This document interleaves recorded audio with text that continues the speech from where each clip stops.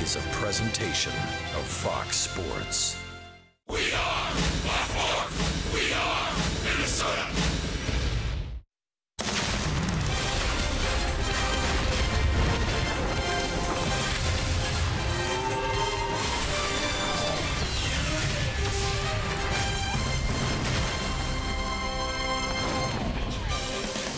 Downtown Houston, home of hot summer weather in 2017, the hottest bats in baseball. It's game number 2 of this 3-game set between the Houston Astros and the Minnesota Twins, and Twins baseball on Fox Sports North is presented by State Farm. Brian Dozier came out of the All-Star break ready to go, and he's now Minnesota's leading man as he blasted his franchise best 21st leadoff home run last night. He'll lead the Twins into battle tonight against one of the hottest teams throughout baseball. Welcome inside Minute Maid Park, where the Twins look to get their first win of the season against the Astros. They're 0-4 so far, and tonight they get a key player back in the lineup and a familiar face to Minnesota Twins fans. Joe Mauer returns and plays first base tonight for Paul Molitor's squad. And boy, after a slow start, look at the numbers that Joe Mauer has put up. Month by month, better and better, including over 350 in the last month. His manager, Paul Molitor, said he never panics. He said he's such a professional in that batter's box. He doesn't have to worry about it. He knows at some point Joe Mauer's going to do what he's doing right now, which is seeing the ball and hitting the ball. And the other factor that Paul Molitor talked about is the great defense he's played over at first base. Molitor believes this guy should be a Gold Glover, and he believes the great infield defense that the Twins have put up this year revolves around the great play over at first base by Joe Mauer this season. And that defense will be tested tonight. The Houston Astros are putting everything in play.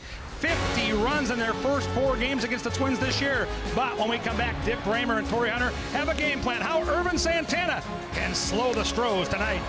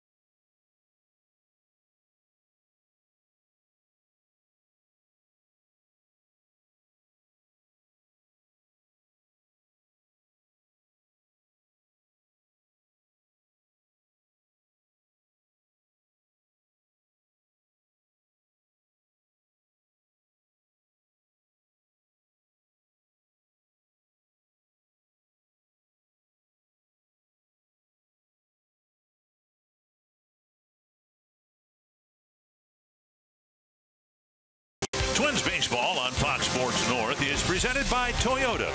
Tested, trusted, Toyota. Toyota, let's go places. By CenturyLink, connecting you to the power of the digital world. By Sanford Orthopedics and Sports Medicine, for the everyday competitor in all of us. And by Jeep, the official vehicles of summer are ready for what your summer brings. Hurry in to your nearest Jeep dealer for the clearance event of the summer. The Twins hope to stay above the 500 mark, hope to beat the Astros for the first time this year, and it will be their ace, Ervin Santana, on the mound for the Twins against right-hander Joe Musgrove. And we welcome you inside Minute Maid Park. Dick Bramer along with Torrey Hunter for this three-game series here in Houston. It has been said in baseball for about 150 years that good pitching will beat good hitting. We know the Astros are a good hitting ball club, but the Twins are sending their ace onto the mound here tonight. Oh, well, you got Santana on the mound, and this guy knows how to pitch. I was teammates with him for several years. I've seen him pitch some extraordinary games. I mean, this is what he did last time, and, you know, he keeps the ball, you know, down, and he got these guys off balance. He's in and out of the zone, mixing up his pitches well. These guys were not comfortable. They were not comfortable at all, and that's what he brings to the table. He's a veteran presence. He's been around. He's been in pressure situations before. I love when he's on the mound. He gives the team a better chance. In late May, when Santana left the mound at Target Field, since then, the Astros have just pounded Twins pitching. Well, you know, the Astros right now, once you get in your mind that against a team that you know you can hit those guys and you have all the confidence in the world that you can hit that pitching, you know, these guys are comfortable at the plate. When you mentally hitting, it's all mental. And I think if mentally you know that you can go and hit a team and you hit them well, this is the results.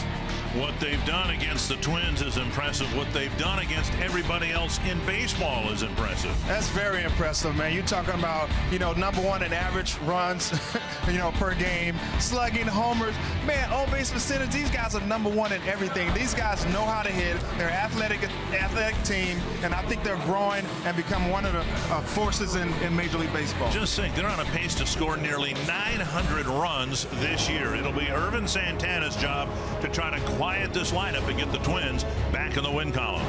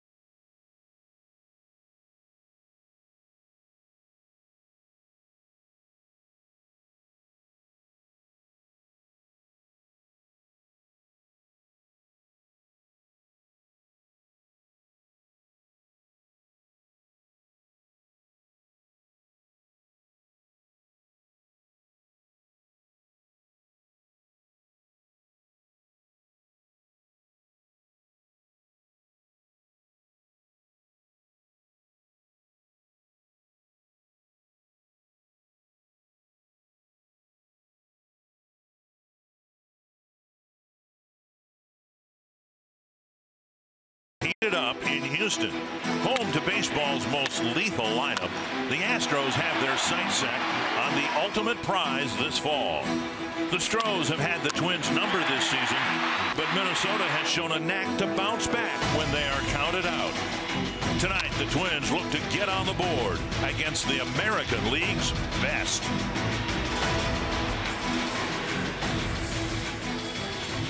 At one point this year, the Twins were 7 games above the 500 mark at 25-18.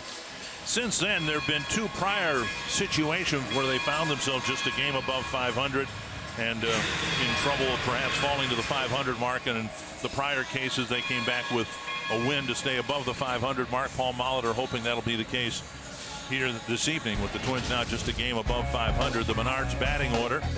Brian Dozier leading off, Zach Granite in center field, Joe Mauer back in the lineup, then Miguel Sano, Max Kepler, Robbie Grossman, Eddie Rosario, Jorge Polanco, and Jason Castro. I kind of like Zach Granite hitting second. Molitor can kind of use him in different ways, hitting runs and hitting behind runners and using them to kind of create runs. Joe Musgrove has given up a lot of runs in his prior appearances for the Astros. We'll see what the Twins can do tonight with the Northland Ford defense for Houston. Marwin Gonzalez in left, George Springer in center, Josh Reddick in right, Bregman, Correa, Altuve, Gurriel the infielders, and Evan Gattis doing the catching. Scoring runs against Houston hasn't been a problem. 4 prior games, and the Twins have scored 21 runs. That should be enough to win a game or 2 along the way, but the Twins have given up so many runs. The 21 runs hasn't been enough. Dozier started the ball game last night with a home run. The Astros put on a pull shift for him right out of the chute in the first inning here. There's one guy on the right side of the field. Dozier drives it to left. Last night it was the second pitch, and tonight it's the first pitch. I think last night it was the first pitch as well. That's unbelievable. Jumping all over the first offering from Musgrove, and Dozier now has 15 home runs on the year. That pitch was right down the middle. I think they try to, first pitch, I think yesterday they tried to get the ball away. Today they tried to get away, but it was right down the middle, right down the pipe, and that's what you're supposed to do. When a guy make a mistake, don't you miss it. Might not ever get it again. Great swing. And now Zach Granite. Granite takes a strike. Not many highlights for the Twins last night as Dozier's hit his 22nd leadoff home run. He passed Jacques Jones on the leadoff home run list for the Twins last night. Chopped to second. Easy play for Altuve with a shoulder high hop. Going down, not many highlights last night, but Zach Granite did get his first big league hit. That was good. I still enjoy Altuve jumping for that ball and throwing it. He threw his glove, and I had a chance to talk to him about it today, and he said, I was really upset that I gave up his. I almost had a chance to take away his first major league hit. He was trying to take that hit away. He is funny. Joe Mauer back in the lineup on the disabled list with some lower back issues. They are cleared up. He's hitting third and playing first base. Over the inside corner, strike one. It's always good to see Mauer back in the lineup. He has that veteran presence, man, that we need, in this lineup, and he has a lot of respect in the clubhouse and against the guys on the other team. So this guy, Musgrove, he's young, and he sees a guy like Mauer at the plate. He has to pitch differently. Too much respect for Mauer. 1-1.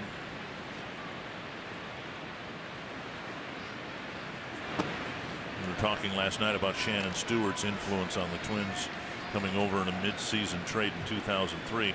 Well, Mauer brings that same presence to the lineup, doesn't he? Oh, he does, man. I mean, I'm pretty sure you look at those guys in the dugout. I promise you, these guys are happy to have him back in the lineup. Swing and a foul. That's 2-2.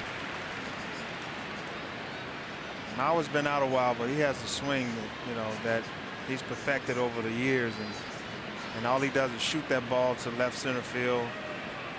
They kind of plan the shift that way. You see the center fielders in left center and the right fielders all the way in right center. Off the plate, 3-2. Joe tweaked his back early in a ball game, then played through it for the balance of that game, and then it was apparent that he needed some time off.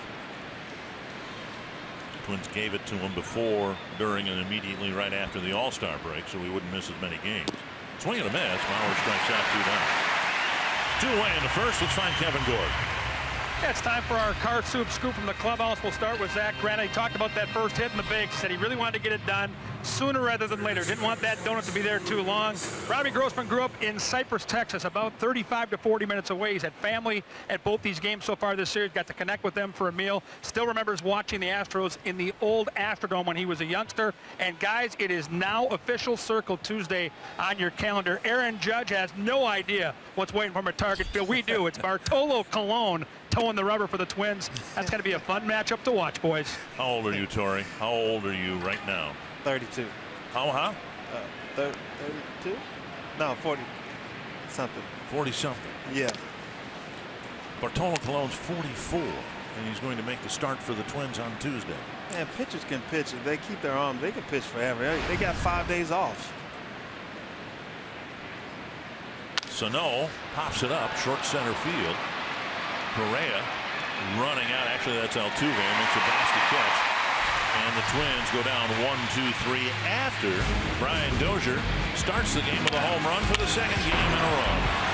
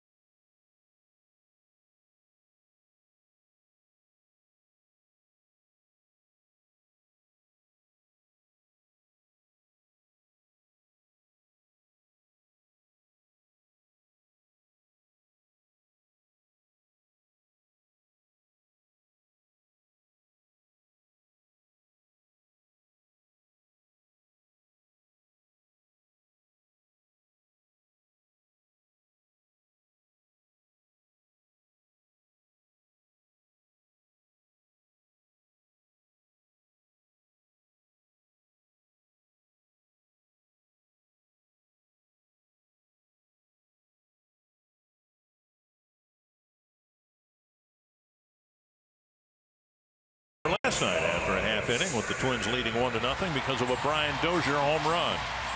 Ran into A.J. Hinch after the game last night. I said, your lineup is something. He goes, yeah, when we get it going, it's fun to watch. And it was fun to watch last night for the Astros and their fans. The Menards batting order tonight. Springer, Altuve, Reddick, Correa, Beltran, Gurriel, Gonzalez, Gaddis, and Bregman.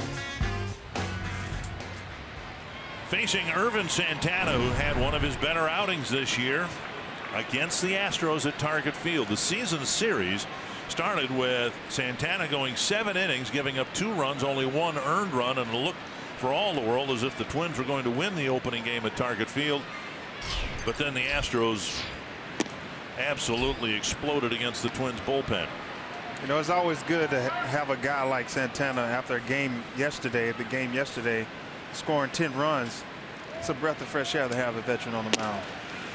A high strike, 1-1. Now Santana has not pitched in a regulation game since July 5th against the Angels. He pitched another complete game, although this one a loss, a 9-inning loss to the Angels.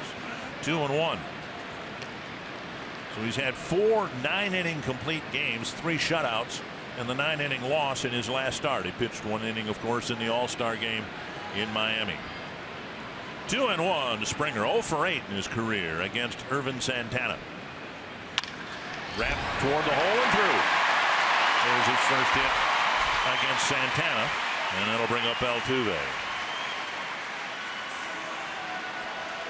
Northland Ford defense for the Twins, and even though the errors have been a little more frequent recently, this is a team that's on pace to commit just 80 errors this year. It would be the 4th fewest errors by a Twins team over a full season in their history. Rosario, Granite, Kepler in the outfield, Sano, Polanco, Dozier, Mauer the infielders, and Jason Castro behind the plate. And that the Twins have had such a good defense, largely due to a really good fielding first baseman in Joe Mauer. Good to have him back in the lineup and back at first base. First pitch popped up, foul over the Houston dugout. Well, we saw Altuve take batting practice earlier today, and this guy was shooting balls to right field over the fence with some thump. I think the balls are juiced. Well, I know this ballpark is. I mean, this has to be in the American League what Coors Field is in the National League. To center, and Granite is there for the catch, one away. It's definitely a hitter's dream to play in this ballpark. The dimensions are cozy. The wall, at least in right field and center field, is fairly short. They've actually brought in center field and gotten rid of the hill that was out there. And left field, and I asked Brian Dozier about it before batting practice today. He said, yeah, it looks closer in left field than it does in Boston with the green monster there. It just looks like it wouldn't take much at all to lift it out over the fence. I know out there in right center where that Geico sign is actually Death Valley. You hit the ball, you feel like you're less than a man. You have to do a couple more push-ups. The power alley to right center field is 373. That's not very far. Right there in right center in that corner. Right. After the bullpen, I promise you that is you got to hit a bullet out there. There's 373 right there. And it bellows out. Yeah, that's to about 415. That kills a lot of dreams and hopes. There's a strike, 1-1 to Josh Reddick. It's an Astro team that has a team OPS of 857, which is off the charts. The next closest team in the American League, the Yankees, at 782. Wow.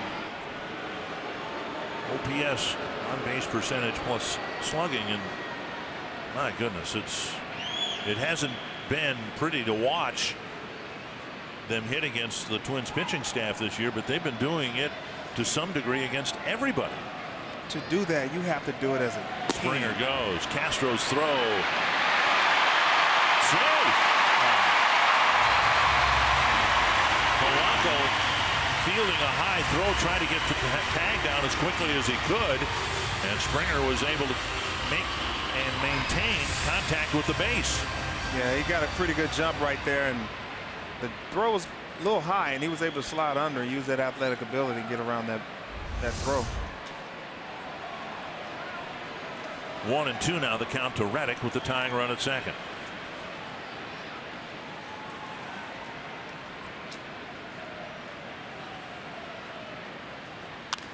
Flip foul.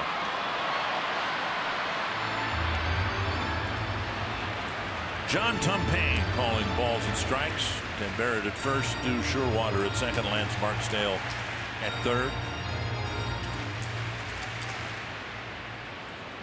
1-2 to Josh Reddick. Off to second, Springer's back. See what they do is 1-2. You know, they've been having some really good two-strike at bats. Doing repeatedly what Reddick just did. Fouling off a ball with 2 strikes. Foul off the pitcher's pitch. They're trying to paint a pitch at 1-2. 1 ball, 2 strikes. They're trying to throw a pitch that you chase, and you just foul it off until he makes that mistake. And that's what they're doing as a team. Not giving in.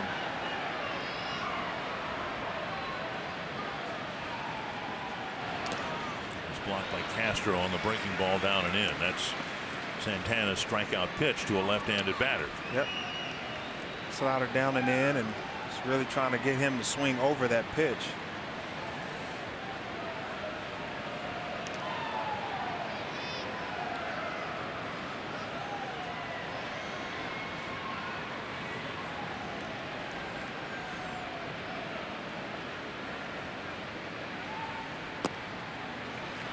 Now 3-2. Wow. Carlos Correa on deck. Well, you got a base open, but you got a righty on deck.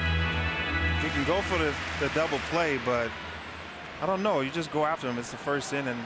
think you go after him and throw strikes and see what he can do with it. Last couple of years, Correa has owned Irvin Santana. Fouled away again.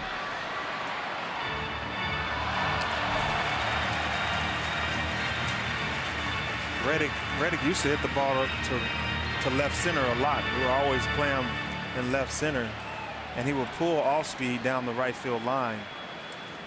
Kind of changed his approach over the years. He's more of a complete hitter. That's why he's hitting .316 right now. Another 3-2.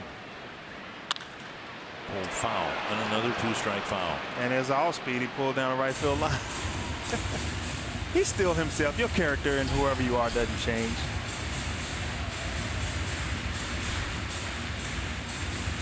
Showed you last night how this Astro team, they've changed some people, of course, from last year to this year, but they have become suddenly the toughest team in baseball to strike out.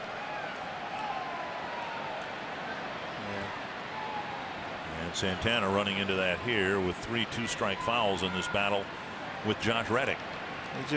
They foul pitches off and they wear the pitcher down, and you're actually helping the guys behind you that's hitting behind you to kind of see what pitches he has and what his ball is doing.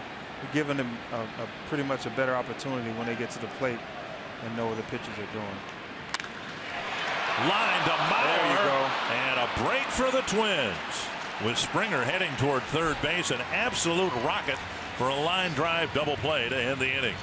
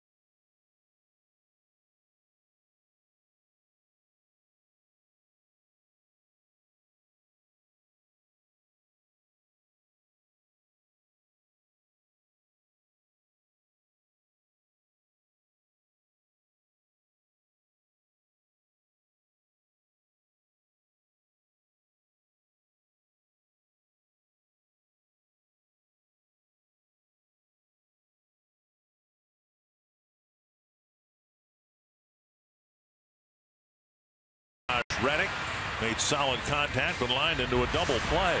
Yeah, he hit that ball pretty hard. He loves to pull that ball down the line, like I said earlier, but Mauer's right there, had great placement, and was able to double off George Springer.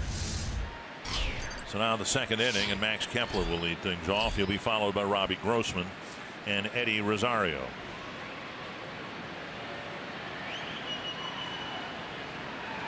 In his last 4 starts before tonight, Musgrove had given up 20 earned runs in 19 2/3 innings. So he has given up a lot of runs, and the Twins are going to need more than 1 to win this game. You're pretty confident in believing that. Grounded to the right side. Altuve picks it up. Kepler retired, 1 away.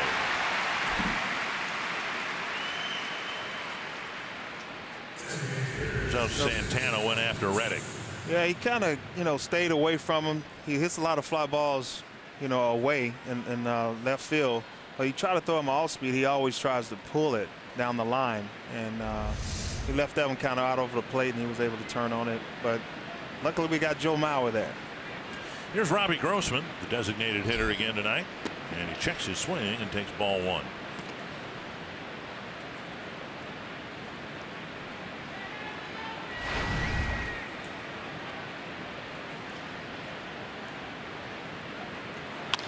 That's to the gap in left center field. Run. Down for a hit. Springer tries to cut it off. Grossman digs for second, and he's in with a double. Robbie Grossman slashing a double to left center field. A little playful with his teammate, former teammate Jose Altuve, and it's a one-out double. That was a great swing by Grossman. Grossman, like I said, he's one of the best hitters on the team, and he knows what a bat head is. That pitch was down and in. That was inside, and he was able to go to left center, opposite field, in the gap, and that was pretty much a hustle double. He cut it off in the gap, and Grossman kept going and awarded a double. Eddie Rosario will bat, with Granite moving over to center field, opening up left field for Rosario. The Twins trying to tack on at least one more here in the second. Rosario had a day off yesterday and had 5 days off. I'm pretty sure he's refreshed. Strike one. There were years when you went to All-Star games, years when you didn't go. So did you feel recharged when those years when you did not go to the All-Star game, the second half started? Oh yeah, I mean, I played every day and I played hard, and so, you know, when I did make an All-Star team, I just kind of. Hopper to second, Altuve to first, 2 down, and on the play, Robbie Grossman goes to third. Let's get another update from Kevin Gorg. Yeah, this one's our Sanford Health injury report, guys. Byron Buxton with that groin placed on the 10-day disabled list. That allowed Joe Mauer to be reactivated into the lineup, but Buxton right in the middle of this hot streak for him. Off now for 10 days. That'll take him into that long road trip out west. The good news is Kenny Vargas is feeling a lot better. Worked out today hard on that foot. He's day-to-day with it, but I would not be surprised if we saw him sooner rather than later. The Buxton one, though, a real bummer. It was, Kevin, because Byron really had a sequence of good at-bats, really going back the last couple of weeks. The at-bats so much better than they were earlier in the year. There's strike one called to Polanco. But what it does now is it gives the Twins an avenue to use both Granite in center field, which is his primary position, and keep Rosario in the lineup in left field. Yeah, that helps out a lot with Granite being here, and you know, he's definitely doesn't have anything to prove down there in the minor leagues. So it's good to have him here, and you know, unfortunately you hate to see Buxton, you know, go down like that. But you know, one thing I like about the new rules and everything is that 10-day disabled list. That is awesome, because I've had injuries where I was ready to go in 7 days, but I had to go on the 15-day disabled list, so I'm waiting 8 days. So it's a good thing that it's 10 days now, and you know, if we blink, he'll be right back on the field. 1-1 to Polanco. Twins in need of a 2-out hit. There's ball 2. Well, Paul Molitor said with Buxton's injury, the trainers thought it would be best to have him sit 4 or 5 days. Well, given the circumstances, it seemed prudent, they thought, to just go ahead and put him on the 10-day disabled list. You've got his replacement in center field already here in Granite. Twins want to see him on a daily basis out there. They did not call him up to play every other day. They want him in the lineup anyway. Right. And so it seemed to make all the sense in the world. Now 3-1 to Polanco with Castro on deck. That groin is nothing to play with, so I mean, if it was 4 to 5 days, you might as well just put him on there so he can get rid of it, because it can be aggravating for the rest of the year. 3-1 to Jorge Polanco, and a chopper to Altuve. Twins keeping him busy. Twins waste Grossman's 1-out double. It's still 1-0.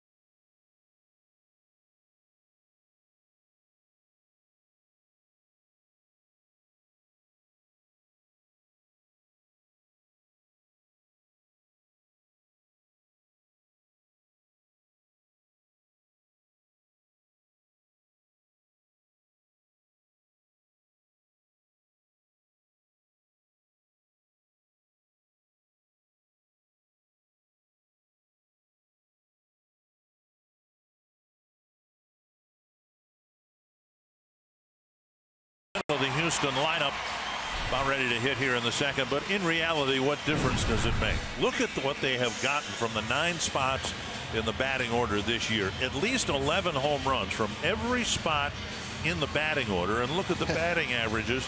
I mean, this is incredible. There's a reason why they are off the charts offensively. Man, they're so talented, man. They're a fun team to watch, and you know, these guys, like I said, have grown. They've been beaten before, and they're tired of getting beat. Now they're doing the beat downs. State Farm combination, pretty successful combination for A.J. Hinch. Now Correa, Beltran, and Gurriel will hit against Santana. Mentioned in the first inning, Correa's had some good swings against Santana. He's 5 for 7 with a home run against him. 1-0. And a strike. Santana just split that plate really well. Threw a pitch, first pitch in, and slider away. Mixing them up pretty good. Taking low, 2-1. Astros have scored double digits in runs in 5 of their last 7 games, including the ball game last night when they scored 10.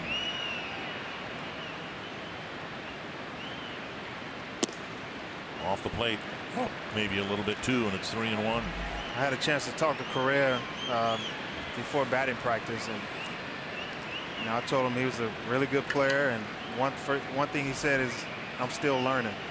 Oh, that's scary. Presumably, as Santana issues a leadoff walk, the more he learns, the better he'll get. And he's pretty good already. Now Carlos Beltran will hit with Correa at first. Join us Saturday, August 5th for the Women's Baseball Experience. Twins clinicians and members of the coaching staff will be providing instruction at Target Field. Participants will get the full experience of what it's like being a Major League Baseball player. That's without the per diem. To learn more and register today, visit twinsbaseball.com/women's clinic. That was one of the best things about being a Major League player, wasn't it? The per diem? Huh? Yeah, definitely. Okay. You know, that was pretty good. But without the per diem, all right, then. 1-0 to Beltran. Santana got out of the first inning with a line drive double play. He'd like to get a conventional one here. And that misses. 2-0. 22 pitches for Irvin Santana, only 11 strikes. That was one of the issues Jose Barrios had last night. Very few first pitch strikes and a very low strike percentage. It has to be the Astros because they don't chase. High fly, right field. Kepler still in the outfield grass with the catch one away. No win. He just missed that. It was a 2-0 pitch, so he knew he was going to get a fastball. He just kind of got under it a little bit. We'll bring in Gurriel.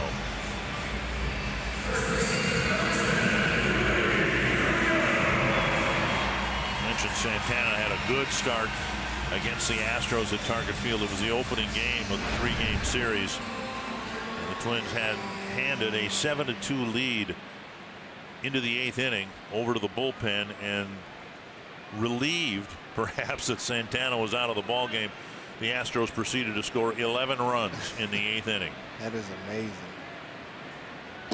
On the outside corner, a strike. It's amazing because, you know, when we had to face like Messina or Roger Clemens, we were happy. It was refreshing to see the bullpen come in, and you know, guys are chomping at the bits to get to that bullpen because Roger Clemens was so good. Driven hard to left field. High off the wall, the ball bounces away from Rosario. Rounding third, Correa is coming home, and the throw cut off by Mauer about 15 feet in front of home plate. I don't know. If Mauer doesn't cut that ball, it might be a really close play at the plate. Gurriel ties it with a double. 48th game in a row where the Astros have hit at least one double. It's crazy. These guys are swinging the bats well. He got a pitch down and in, and he was able to drop the head on it and put a line drive off the top of the wall. Rosario kind of too close to the wall, and it bounced off. And if Mauer didn't cut this ball, he might have a play at the plate. And you can see Mauer and Castro kind of look at one another like, wow. I mean, that's a deep cutoff. Ordinarily, you know, the first baseman comes in and he'll cut the ball off somewhere around the mound. That was 15 feet in front of home plate. I got him out. He was out. Yeah. Yeah. Well, the game is tied. Gurriel drives in the tying run, and now Marwin Gonzalez will bat with the go-ahead run at second and one out. Swing and a miss. All right, let's take a look at it. Look at it and you can pause it. Boom, he would have been out. Look at Santana. Santana knew it. Right there. Boom, he's out. That was a good shot. Good chance that he was going to be out if he lets it go.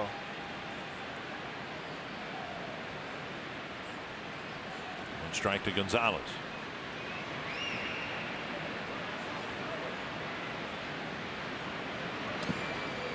Blocked by Castro, 1-1. Santana throwing that cutter or slider, trying to keep the ball down. Give him a swing over the top of the ball. But Marwin is having a good season, a good year. Hitting seventh with cleanup type numbers. Look at that. 314, 17 home runs, 55 runs batted in from a seventh place hitter. Are you kidding me? Who's the kid hitting coach?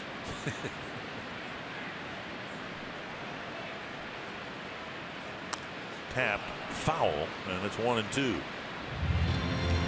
This guy's hitting seventh, and he has 17 homers, 55 RBIs. Dave Hudgens and Alonzo Powell are the hitting coach and the assistant hitting coach. And the manager is A.J. Hinch. They have a juggernaut here in Houston. I talked to A.J. Hinch before batting practice as well, and he said that these guys are fun to watch, and you know, not just that, they're a lot of fun in the clubhouse. They hang out with each other, you know, after games on the road, and they have a great bond. Well, if you're winning more than 2/3 of your games, you'd better have fun. Oh man, they're very much, you know, that winning cures anything. Yeah. In the clubhouse. If you have any kind of tension, usually because you're losing, but when you start winning, it cures anything. And so it's kind of contagious too. So you know, that winning atmosphere, that winning spirit actually gravitates to everybody. I always say, if you catch the flu, it impacts you in a major way, and you can't even see it. Chemistry, camaraderie, you can't see it, but it impacts a clubhouse in a major way. So you better believe it works. 2-2 to Gonzalez. Gurriel at second after his game-tying double.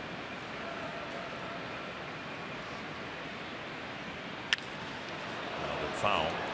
Houston 10 games over 500 at home, 28-18. That's pretty good, right? Yeah. They win 3 out of 4 on the road. They're 33-11 on the road. Dominating on the road. Twins justifiably proud of their road record, 25-16. And here are the Astros, 33-11. Missing inside. That's a full count. They don't chase. They foul off 2 strike pitches. And the reason Santana was taken out after 7 innings at Target Field in late May, he had thrown 114 pitches. So they weren't going to push him through the 8th inning. They had a 5-run lead. They took him out. And almost as if it was a cue for the Astros, they started pouncing on the Twins bullpen. 3-2 to Gonzalez. Just think and about, he takes a walk. Second walk of the inning. Just think about, you know, if Santana was pitching so well at home against the Astros, and you take him out in the 7th inning, just think about the mindset of the players, the Houston Astros. They're like, man, they're relieved that he's out of the game. And you know how much confidence they get? These guys already can hit. They already can play the game the right way. Now you take Santana out and you go to the bullpen. They're very excited about that. I've been there before. Here's Gaddis. It was the only time I can think of this year where there seemed to be a hangover after a loss.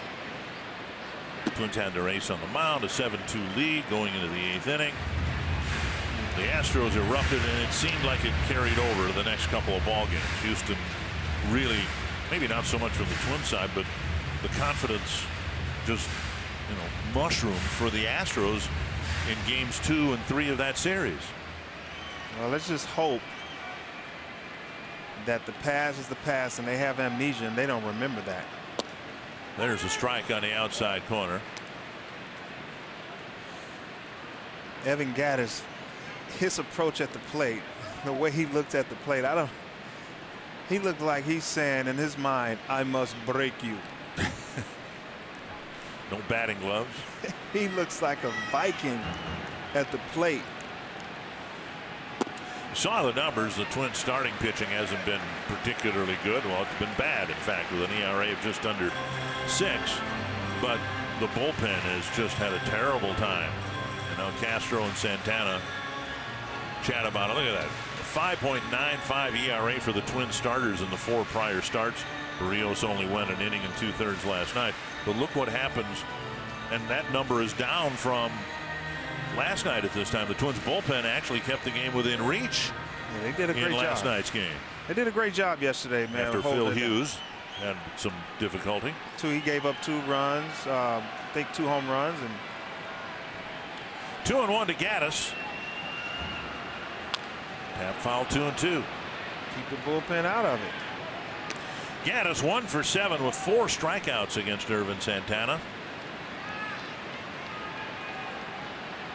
No batting gloves. Look at that, man. You know what? I look like he's married. I'm pretty sure he can't really touch his wife around the shoulders. His hands are hard. 2-2. He can't touch anything tenderly. Another chat between Castro and Santana. It's again all subtle little signs of how much respect the Twins certainly have for this Astro lineup. You look at Santana, he's up to 36 pitches already. He's retired 3 batters. This has been an uphill climb for the Twins and one of the league's best pitchers into a headwind. 2-2. And there's a big strikeout. Foul tip, and Castro hangs on 2 down. The guy swings hard, really big swing. Santana able to throw the fastball by him. He swings really hard. And look at this pitch, is middle in. He kept it down and got it swung out of his shoes. That guy is a big guy. He's scary. I don't want to pitch when he's there. Saw Fox Tracks presented by Jeep. That was not a 2-strike approach, was it? He wanted to hit the ball just as hard on strike 3 as he tried to do in strike 1. Man, a guy like that big, I want you to be afraid, very afraid. He doesn't need a 2-strike approach. It's all or nothing. You got to have a guy on the team like that, at least one.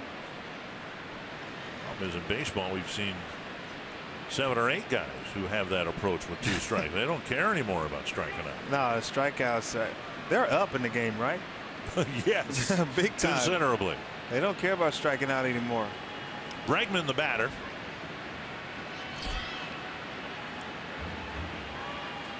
Checked his swing, took a strike. I think he's going to get a steady diet of sliders, middle away, down and away. It's like I said yesterday, he loves to pitch middle in. Fastball's in. His arms are short, his bat is short, and his swing is short. Steady diet. Breaking ball out of the dirt, scooped up by Castro, 1-1. And this will be the 40th pitch of the ball game for Santana. Bregman get a fastball in, it's going to be so far in to move his feet and maybe jam himself, but I think they're going to stay away. Fastballs away and sliders away.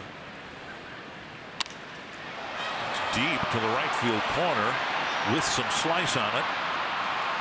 Just a long strike, 1-2. He's making adjustments. Bregman with 8 home runs, but 3 of them came against the Twins at Target Field in May.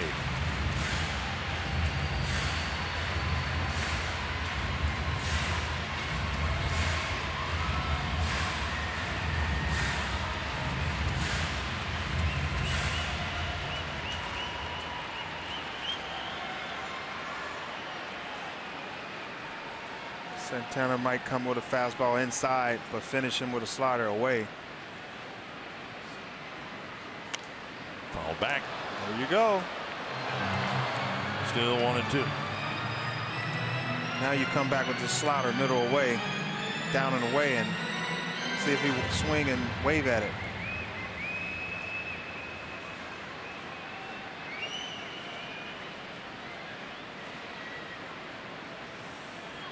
I sat behind this guy for 3 or 4 years, 5 years, and played behind him in center field and right field. Seen him pitch some great games. There it is. Another pitch dug out of the dirt by Castro, and it's 2-2. I'm like the second catcher. When I played center field, I kind of knew what the guys are going to do. So I set, when I knew like Brad Rackey and all these guys are on the mound, Eric Milton, I was behind them so much that I kind of played according to the pitch count because I knew what they're going to throw after being behind them for so many years. And I've been around, behind Santana for 3 or 4 years, and it's amazing I see what he's going to do. Another 3-ball count. Torrey, this is the 9th place hitter, and he hasn't chased anything out of the strike zone. Look how close this pitch is. And he's their 9th place hitter. How do you not, with 2 strikes, chase that? I know. I mean, he has 22 doubles. So you can't just give him something, give him a cookie. You still have to stick with your plan and throw a slider away. Runners go, ball 4. 3rd walk of the inning for Irvin Santana. Now he's got to go back to the top of the order, and George Springer with the bases loaded. That was a great at-bat by Bregman. And Santana pitched him pretty tough, and he laid off some really dirty pitches. And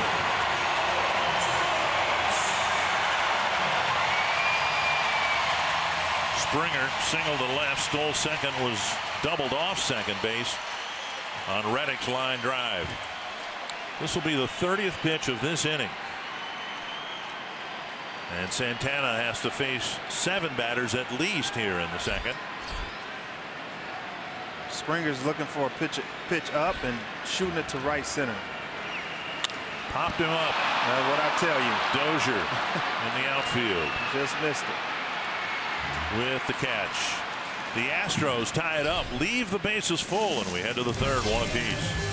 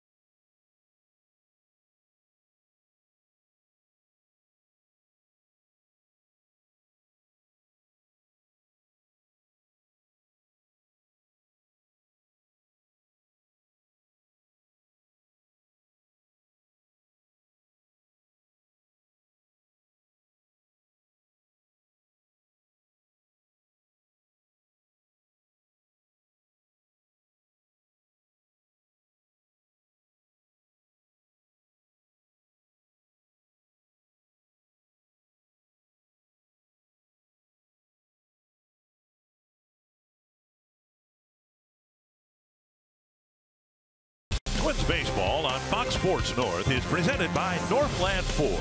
Visit buyfordnow.com and your local Northland Ford dealer today. By Grand Casino, the best stories start here. And by Menards. Save big money at Menards on all your home improvement needs. 1 apiece heading to the 3rd inning. Jason Castro will lead things off for the Twins.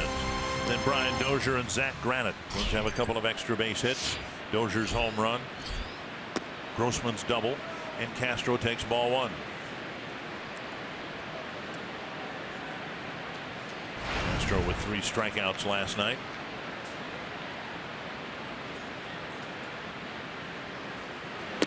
Swing and a miss. You think that has something to do with he lives here, he played here, try to do too much?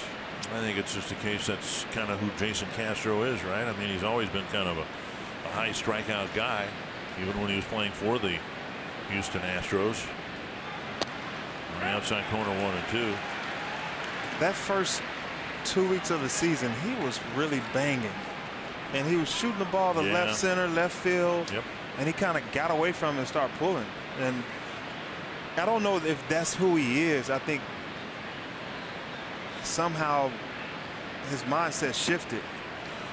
Had an all-star year for the Astros, and granted the team back then wasn't very good. In 2013 they lost over 100 ball games, but he hit 276, 435 at bats, and he struck out 130 times. So even in his best year, he's striking out more than once every 4 times. For some reason, I just think this guy catches a lot. He's a really good catcher. I think he loses his legs sometimes. Yeah. And it might be fatigued a little bit. Second strikeout for Musgrove, 1 away in the 3rd, and that'll bring up Brian Dozier. Last night, Dozier hit the second pitch of the game for a home run to left that went 375 feet. Tonight, he hit the first pitch, 374 feet. Brian ended up driving in 4 runs in the game last night. In addition to the home run, he had a bases clearing double. Yep. You had Jock Jones hitting leadoff on some of your better Twins teams, and he had 21 leadoff or 20 leadoff home runs. And now Dozier's done it 22 times. It's amazing because we called Jock Jones 1-0. You know, his 7:05 start, 7:07, it was 1-0.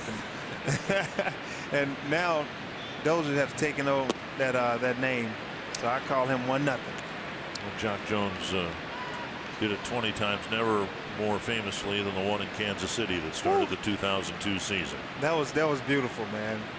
Like I said, it was opening day, 7:07, 1-0.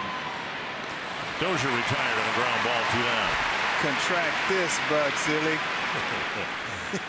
Zach Granite will bat with 2 gone in the 3rd. Can't believe he tried to contract us. You kidding me? Well, Twins fans will remember this. One of the better days back then that had happened to the Twins in a long time. The word coming out, what, on a Tuesday that you and Doug Minkiewicz had won Gold Glove awards. Yep. And then the next day, the news that the Twins might be contracted. And we were going to be dispersed to different teams. So we kind of got together in spring training and said, hey, let's give them something, you know, one last push, and we played well. Granite checks his swing and takes ball 1.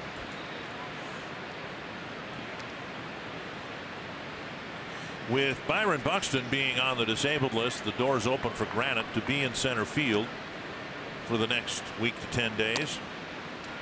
And it has not been lost on him that he'll be the starting center fielder when the Twins come home and open up a series against his New York Yankees. Staten Island native, and the Yankees were his team growing up.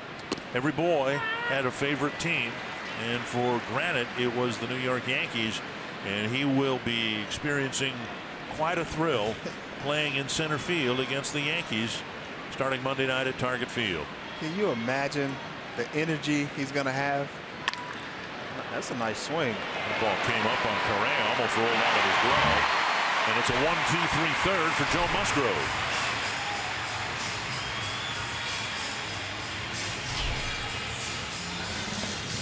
With the score tie.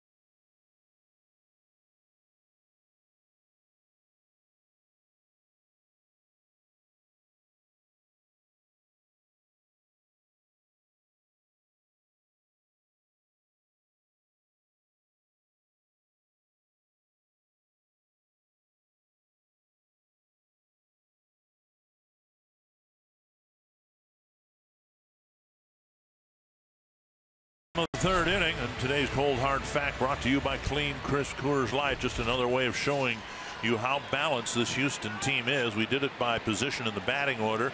Look, 8 guys, 8 different Astros in double digits with home runs. And Bregman has 8, Gaddis has 8, and Reddick has 9, and they'll join the 10 home run club very shortly, one would think. Altuve taps it foul, 1 strike. I mean, if you look at all those teams that are at the top, and I'm telling you that those stadiums are small. The ball flies. You know, you can hit a lot of home runs in there. You know, the Astros, the Yankees, Baltimore, Texas. They're all home run parks. They're good places to hit. 1-1 to Altuve.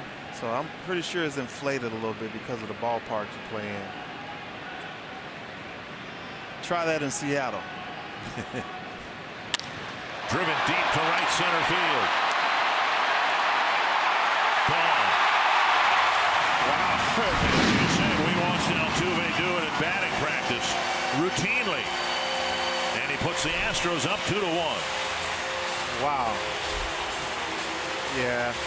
That pitch just kind of hovered over the plate with the hit me sign on it.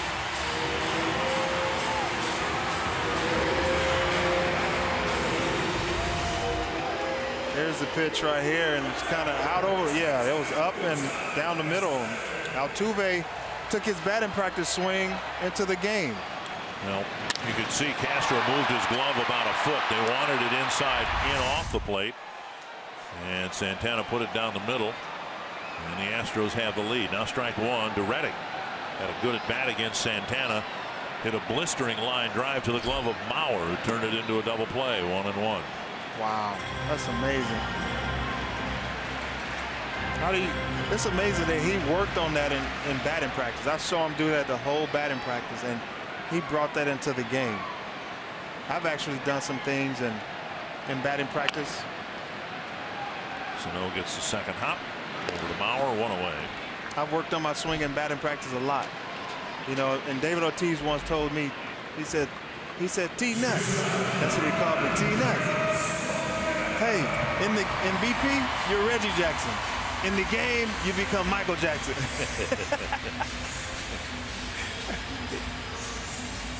So funny. And this guy took his Reggie Jackson swing and brought the Reggie Jackson swing in the game. Altuve can hit. And now Carlos Correa. Santana issued a leadoff walk in the second, and Correa came around to score on Gurriel's double. 1-0. Santana is pitching Correa really tough in, very hard, and then he's breaking him off with sliders away. Reaching back for 93, gets a swing and a miss, 1-1. Again, a measure of how good this Houston lineup is. Here's Santana, who a little over a month ago had a 9-inning shutout, 4 hits on 91 pitches, and he's already up to 54 now, with 1 out in the third against this Houston team. Like you said earlier, man, this Houston Astros lineup, man, they just wear you down. They don't care who you are. You just get worn down to get to that bullpen. Flip foul, and it'll reach the seats. 1-2. 2-2, excuse me. Correa, as we said, has had quite a bit of success already against Irvin Santana. 5 for 7 with a home run and the costly leadoff walk in the second. You know, even count 2-2. You know, Pudge be behind the plate, and if he has a bad game, he'll bring it out on the field, and 2-2 even counts. He will always throw off speed. So we knew that. I think that was the pitch he wanted to throw to Altuve, up and in with a fastball. He's been pitching Correa hard in. His first at bat and his second at bat.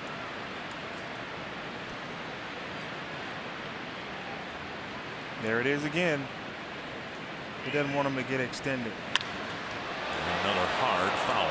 How did he hit that? It was in off the plate, letter high, wasn't it? Oh man, he hit it hard. That was a ball like 4 inches. Look. How did he get the bat head there? That's a good hitter. And then the breaking ball strikes him out. Oh, he was cheating. That's why. Okay. So 2 down, and Beltran will bat.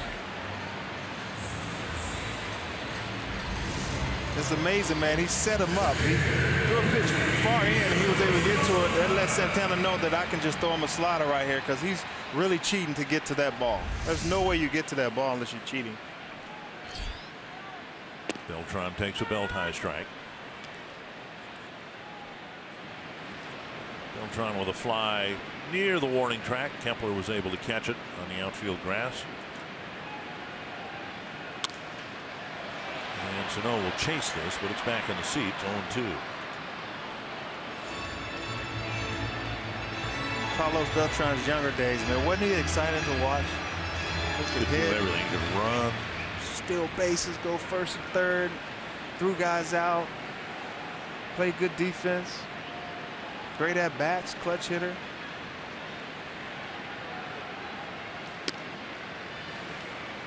Hall of Famer? Well, I was just going to bring that up because I think he's gotten more credibility in that regard in recent years.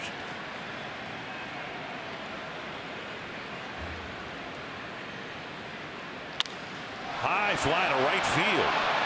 Kepler back. This one making it to the warning track, but in the ballpark. Altuve hit it over the bullpen to put the Astros up 2-1.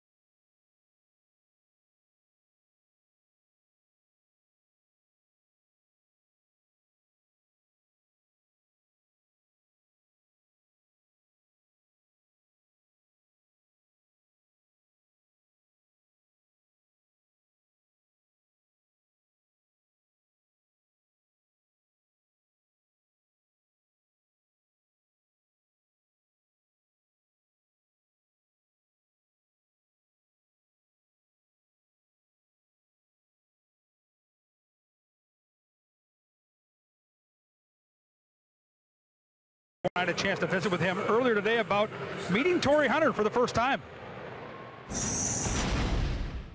Man, I was probably eight years old, and you know, just to go see a baseball game was special to me, and I got to see him play a lot, and you know, I liked the way he played. I liked, you know, how he played, the stuff he did out there, and it's just kind of gravitated towards that. He went on to say he loved Torrey's effort on the field, but really enjoyed watching the way Torrey interacted with his teammates, the way Torrey always had fun in the lines, in the clubhouse, wherever he was. He's been your hero forever, and look at this kid now, Torrey.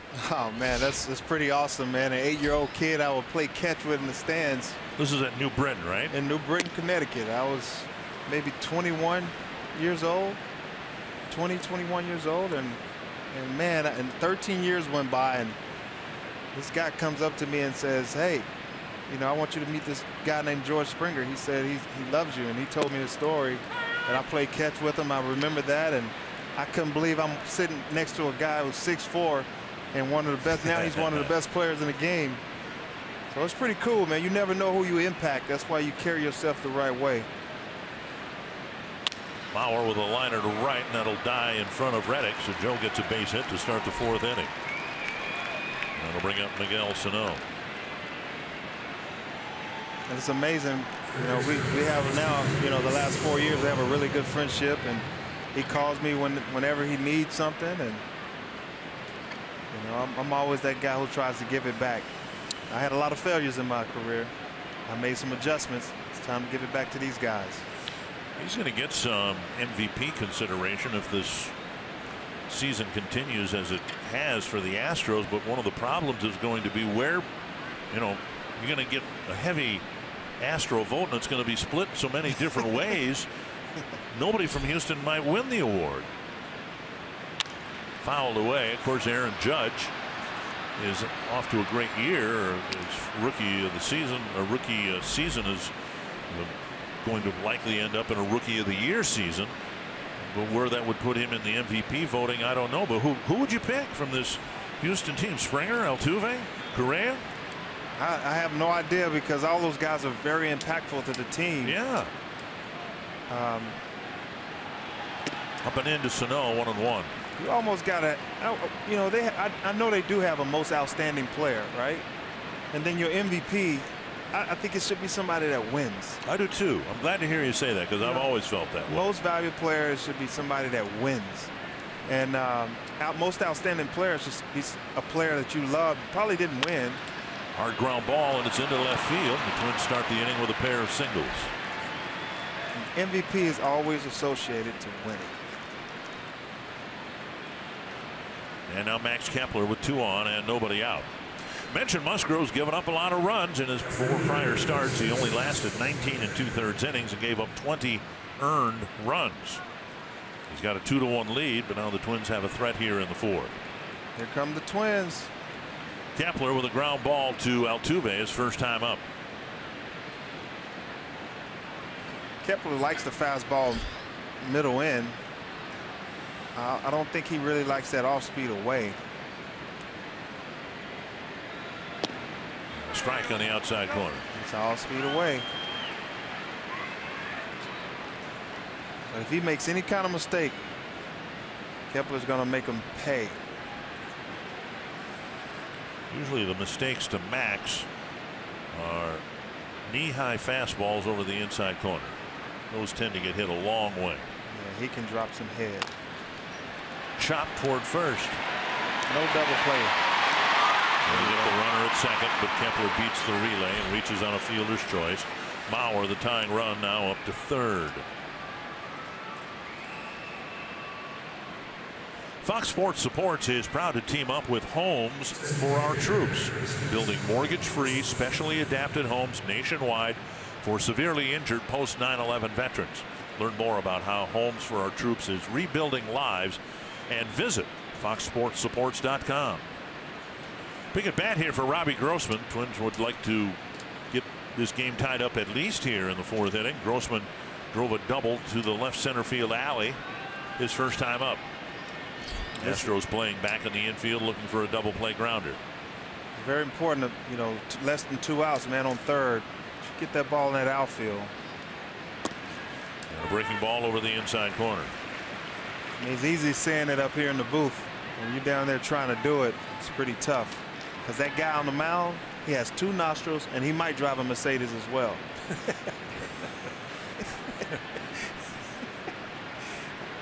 I'm not saying Grossman has a Mercedes. 1 strike. I'm guessing Robbie's got a pickup truck. Yeah, I'm pretty sure he has a dually. Out in front, 0-2. Now Grossman, who does as good a job of anybody in toning down his swing within an at bat, trying to hit the ball hard someplace and get the tying run in. He hasn't homered since June 2nd in Anaheim. There's a big hole over there between shortstop and third base. Be nice.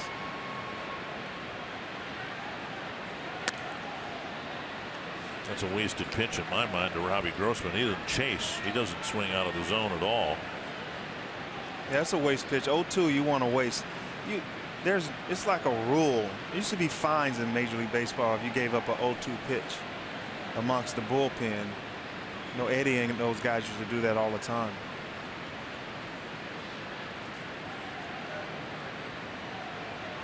Check, you strike 3. Yeah. Robbie didn't think so. Talked with John Tom Payne, but it was the third base umpire Lance Barksdale then rang him up. Looks like he came around a little bit. Oh, that was a check to me. Yeah, close. 2 down, and now Rosario.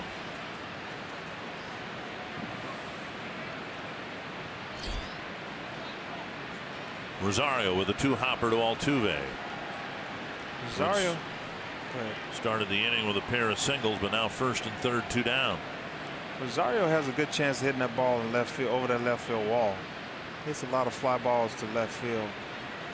Let's get him to make a mistake.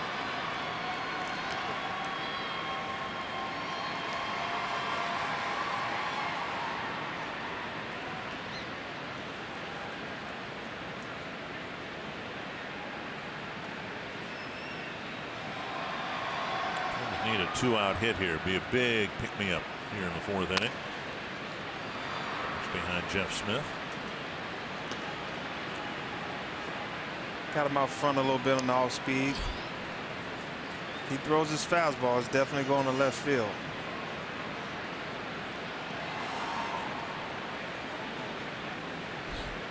It's amazing that when you're hitting, just look out in the field and it kind of tells you what the pitcher is trying to do to you. You look at the center fielder, he's playing a little bit to the left side.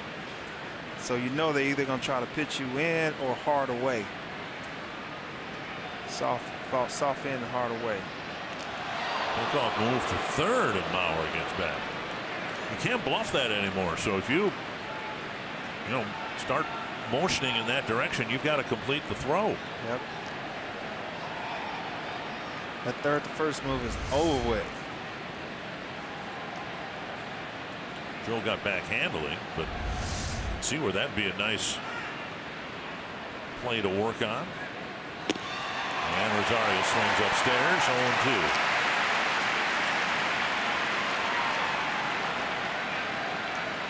This is what we got to get better at. 2-strike hits or just 2-strike making contact. Grossman struck out on a check swing. And Musgrove gets ahead of Rosario quickly, 0-2.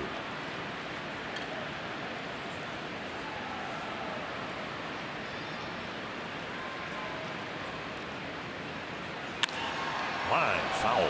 That's what I'm talking about. He hit that right out of Gaddis's mitt. Yeah, he did.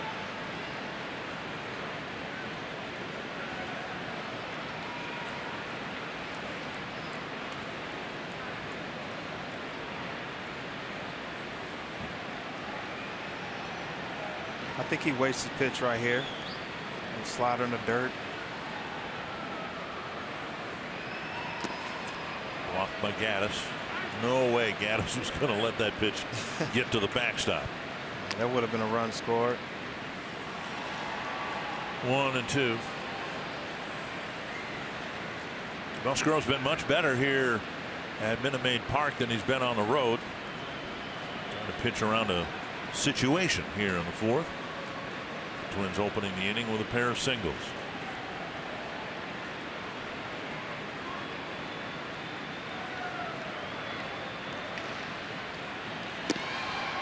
And Rosario lays off the high fastball this time to even the count 2-2. Rosario chases a lot of pitches. He's a kind of a free swinger, so they don't have to really throw a strike, anything down the middle. They just pitch around and nibble until they have to. I think they waste one more pitch.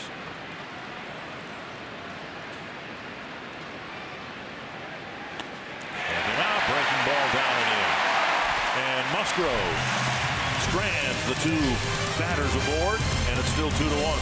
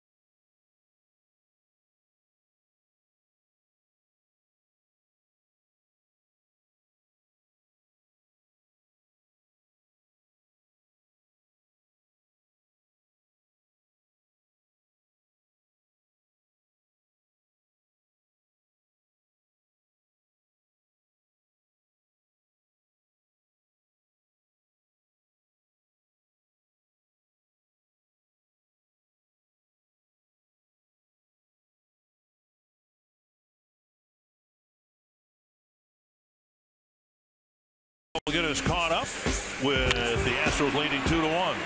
Dozier got that first pitch home run. His 22nd career leadoff home run, passing Jock Jones. Yuli hits a big double right there and the score run. You know, if Mao didn't cut that off, I think he would have been out, but tied the game up. And then Altuve working on his swing in batting practice, and next thing you know, he brings it onto the field in the game and hits that ball oppo like he was a strong man. It'll be Yuli Gurriel leading things off. And the first pitch roped right past the umpire. And the Astros get their leadoff man on again. It's the 4th inning in a row where Santana's been unable to retire the leadoff batter. Gurriel tied the game with a double in the second. Now he gets a leadoff hit. I'm starting to realize that this dude can hit. Yeah. Gurriel can really hit. He's hit some balls hard in this series. Now Marwin Gonzalez, who drew the second of 3 walks issued by Santana in the second inning, and Sano comes in to have a little chat with Santana.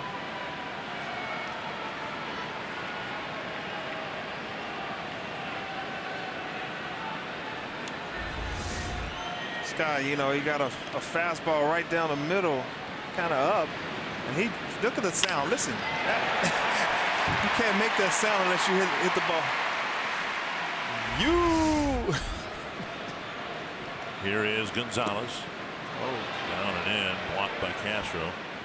You know, we've seen it so many times here tonight. Santana doesn't appear sharp at all.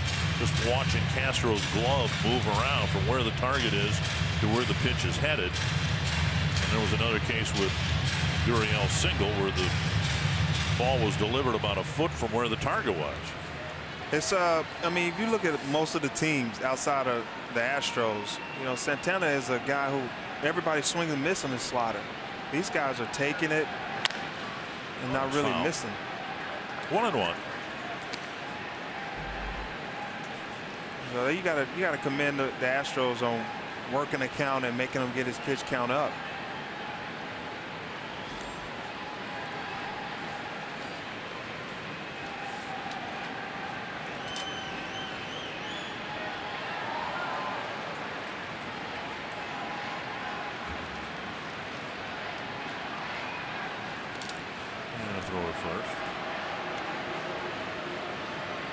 I don't think Yuli will steal, but you just never know. These guys are having so much fun. Anybody probably can steal in this ball club.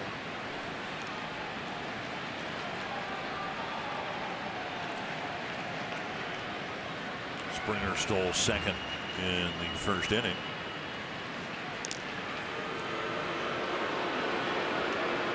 Is he a base threat? Base still in threat?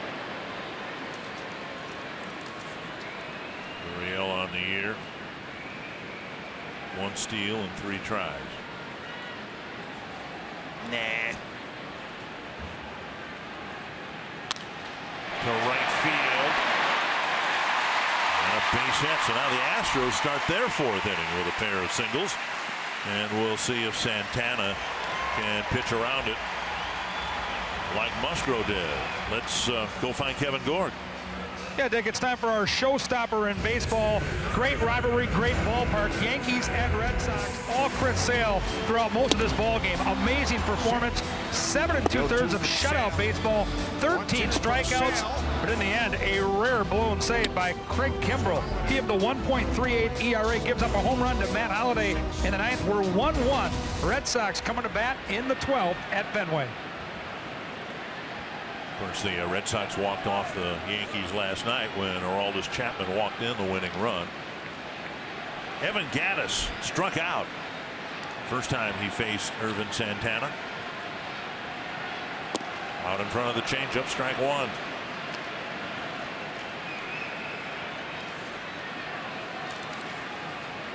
Really need this strikeout right here. Gattis 1 for 8 with 5 strikeouts now against Santana. He needs a 6th one. There's strike 2. The changeup and the slider. I think you throw another one. Well, you got to waste the pitch, but he really likes the fastball. I've seen him hit some pitches right above his eyes and hit it out the park. So I don't know. You just maybe waste a pitch, fastball up. Okay. He took that breaking ball. 1-2. Gaddis kind of has that Jim Thome thing where he holds the bat out, points it out towards center field, and waits till the pitcher starts to go into his stretch or windup. Right. You know what they're saying? I must break you. 1-2. Tap off the end of the mound. It'll be just one play, and Polanco makes it. And the Twins get an out, but both runners move up. Santana lunged for it, but couldn't field it. Then it hit the side of the mound and kicked slowly toward Polanco. Gurriel to third, Gonzalez to second. You know, I guess he stayed on the slider just to make contact and make something happen. Sometimes you can. He did a good job of getting the guys over, and now you got runners in scoring position. That's what you call a productive out. It's a very productive out. 2 strikes, he put it in play. Something good happened, and now the Twins have to bring the infield in for Bregman.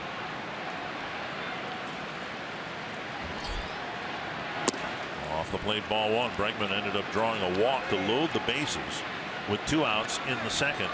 Then on the very next pitch, Springer popped up to Dozier, and the Astros left the bases full.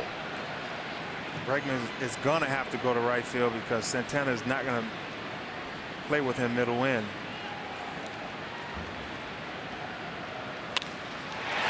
Speared by Sano. Nice play. A bullet headed for the left field corner, but Sano timed his leap perfectly. He hit the ball hard, man. And then Sano, man, great athlete for a big guy. Look at this ball was scalded. Sano got up there. Great reaction for a third baseman. We talked last night about the advantage of having somebody 6'5" at first base.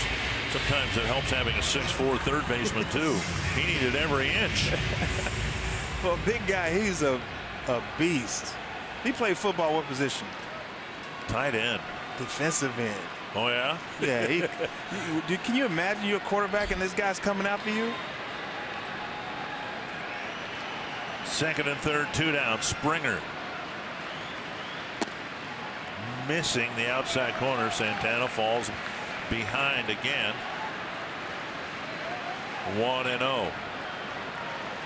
10 first pitch strikes for Santana in 19 plate appearances. That's not the Irvin Santana we usually see.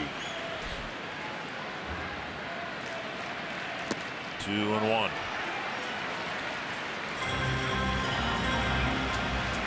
Hitting over 300 in situations like this.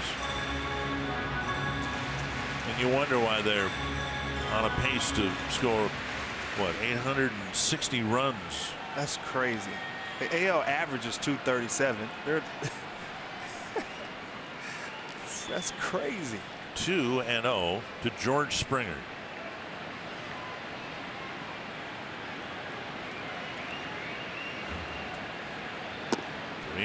First base is open, but Altuve is on deck.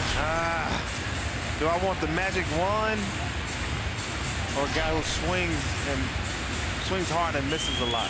With most lineups, you've got the luxury at some point in the lineup to pitch somebody tentatively to face the next guy. There is no such spot in this Houston lineup. This is like a two-headed monster. Do you go after Springer? He's swinging 3-0, by the way. Springer is a leadoff man now. 27 times he's homered, but 62 runs batted in out of the leadoff spot, which tells you the likes of Gonzalez, Gaddis, Bregman have been on base a lot. That bottom of the order all year has been on base. And that's why he has 62 RBIs in the leadoff spot. 3-0 to George Springer. And a fastball on the outside corner, a strike.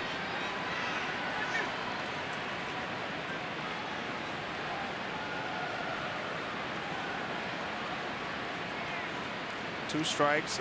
I mean, 1 strike, 2 outs. He's trying to really stay on the ball, get a pitch up, and hit it to right center. That's his approach. Breaking ball misses. They're loaded up. Astros got one and left them full in the second. And Now Santana gets to face Altuve with the bases loaded and 2 down. 4th walk issued by Santana in the ball game. This guy's hitting .350 in the major leagues. Right-handed batter homered over the bullpen in right center field his last time up to put the Astros up 2-1.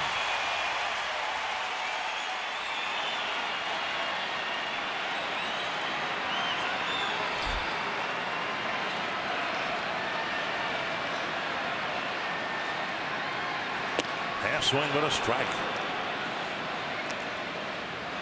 You almost have to stay there. They see that he's hit 2 balls to right field. You have to stay inside on him. But we saw on the pitch that was hit for a home run, the target was up and in, and Santana threw it down the middle. On this first pitch of this at bat, they didn't make that same mistake. Got to stay tight on him. Down low, 1-1. He can hit that pitch too. That's the magic wand.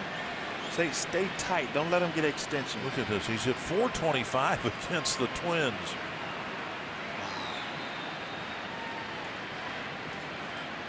Wow.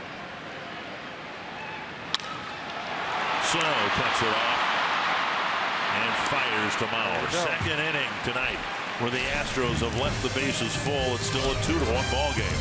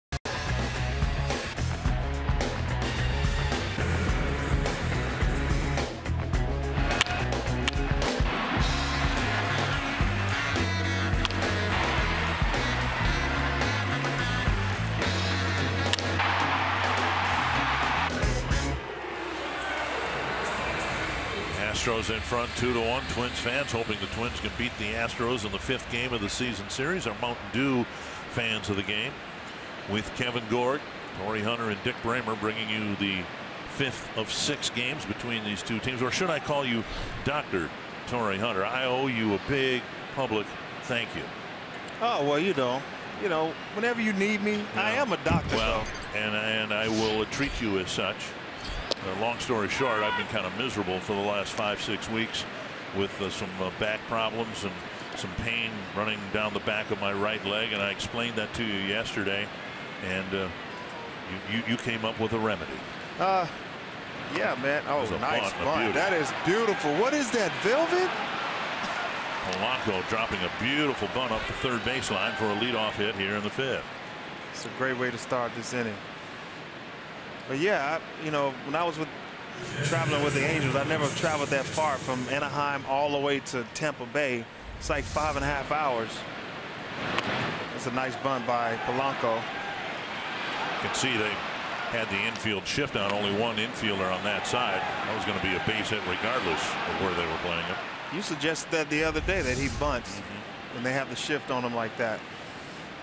But you know, just flying back, and you know, I had my wallet in my back pocket 5 hours, and and I sat on his wallet literally, and I, you know, when I got off the plane, I felt a little tweak in my back, and I went to the trainers the next day, and I said, hey man, I can't move my left leg. And he said, did you sit on your wallet on the plane? I was like, yeah.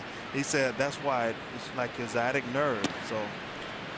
So you told me yesterday, you have your wallet in your back right pocket, which I have for my entire adult life, and you suggested I switch it, and let's understand one thing. You and I have known each other for 20 years, and for as long as we've known each other, your wallet has been a lot thicker than mine.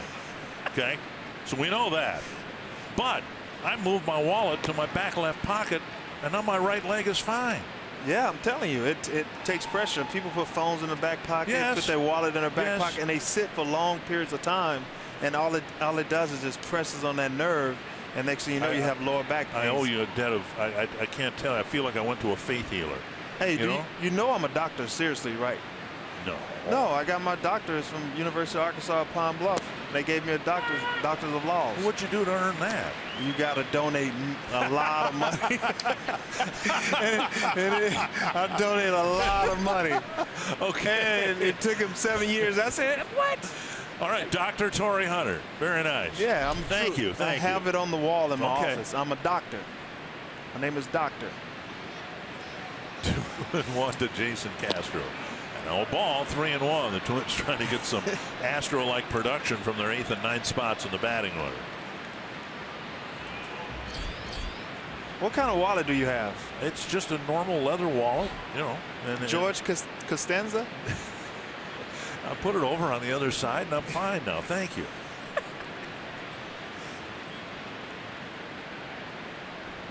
Castro takes a walk. So Polanco with a bunt single, Castro drawing a walk, and Dozier comes up with 2 men aboard. That's good. That's a good way to start this inning off. And these guys are a little more patient. They've seen him, 2 times already, and now they're starting to make the adjustment of how his pitches are moving, his velocity, his cutter, changeup, slider.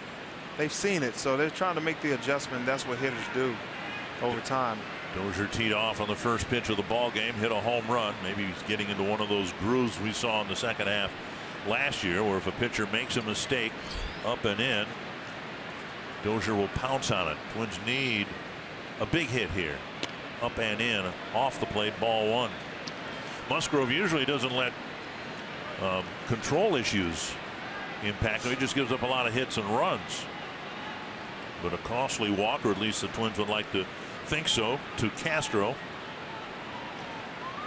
And the Twins again here in the 5th inning at first and second, nobody out.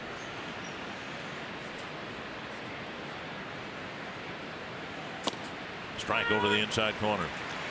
That was a mistake pitch. He wanted it away, and he actually left it out of a play. If Dozier was ready to hit right there, I think he was in take mode all the way. But if he was ready to hit, he would have put that in the seats. I like to see it hit it down that right field line right there. You see that? He will run for days. Castro will score from first.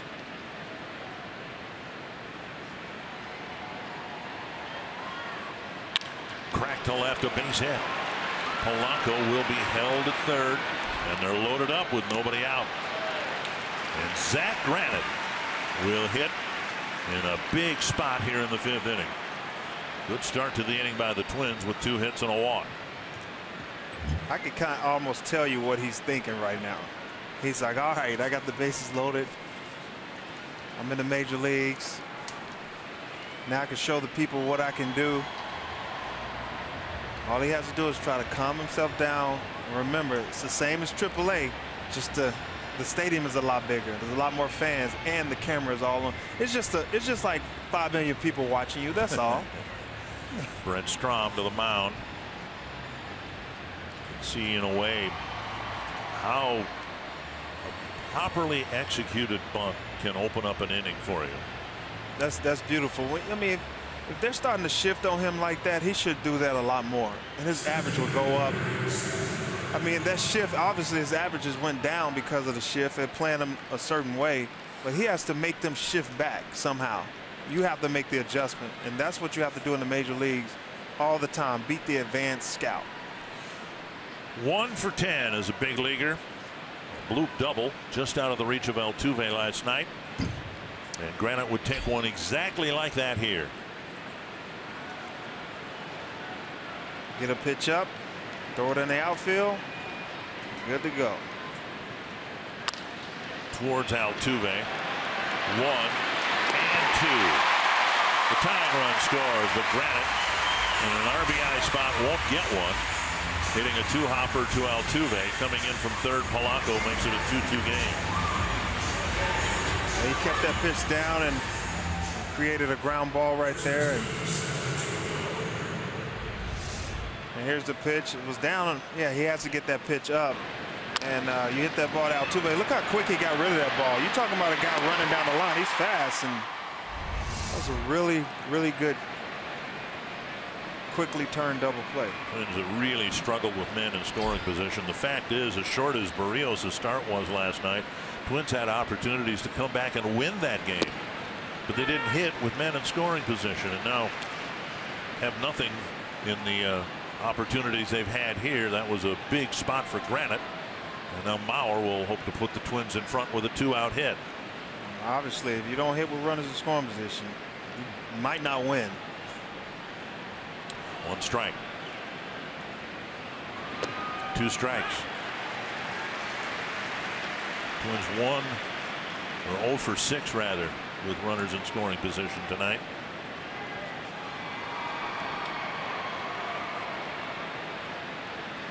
And 1 for 7 because Dozier singled to fill the bases. 2 strikes to Mauer. Fouled back.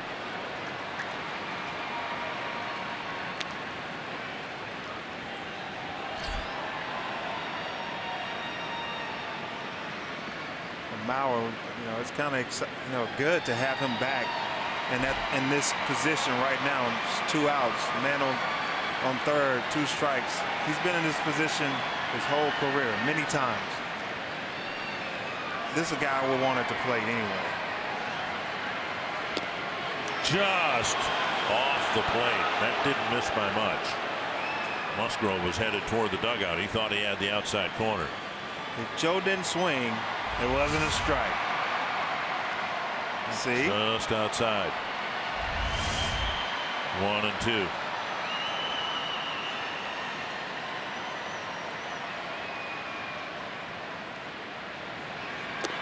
Foul tip. Gaddis hangs on. And the Twins load the bases with nobody out. They only get 1 to tie the game at 2.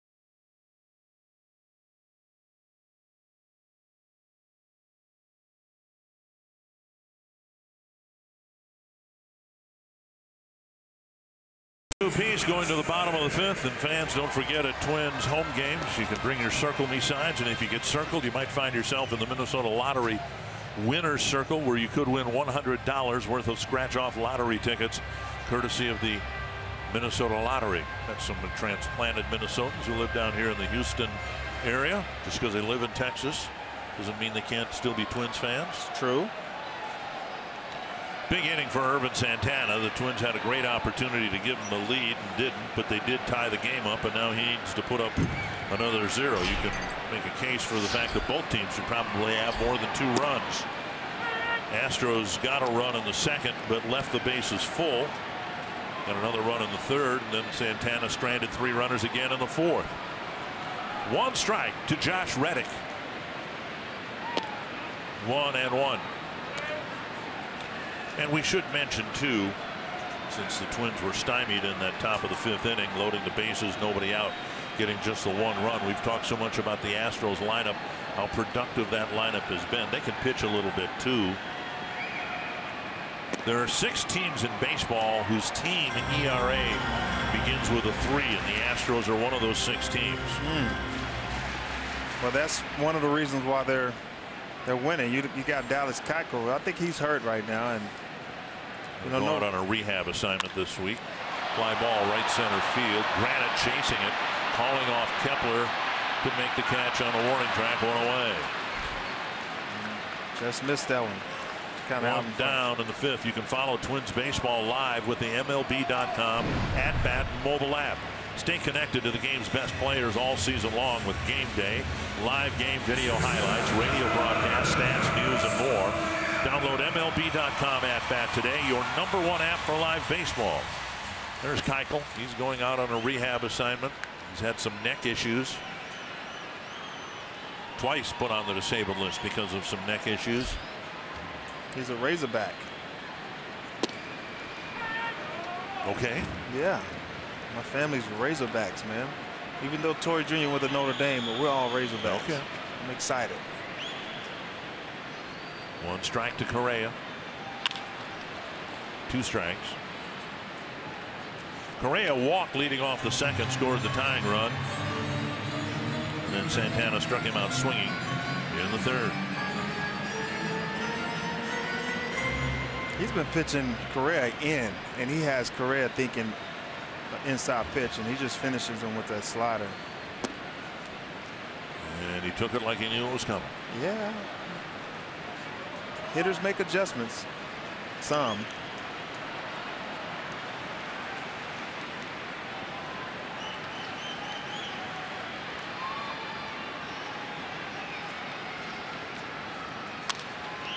You know, we were talking before the game. You started your major league career in an era where video was hardly used.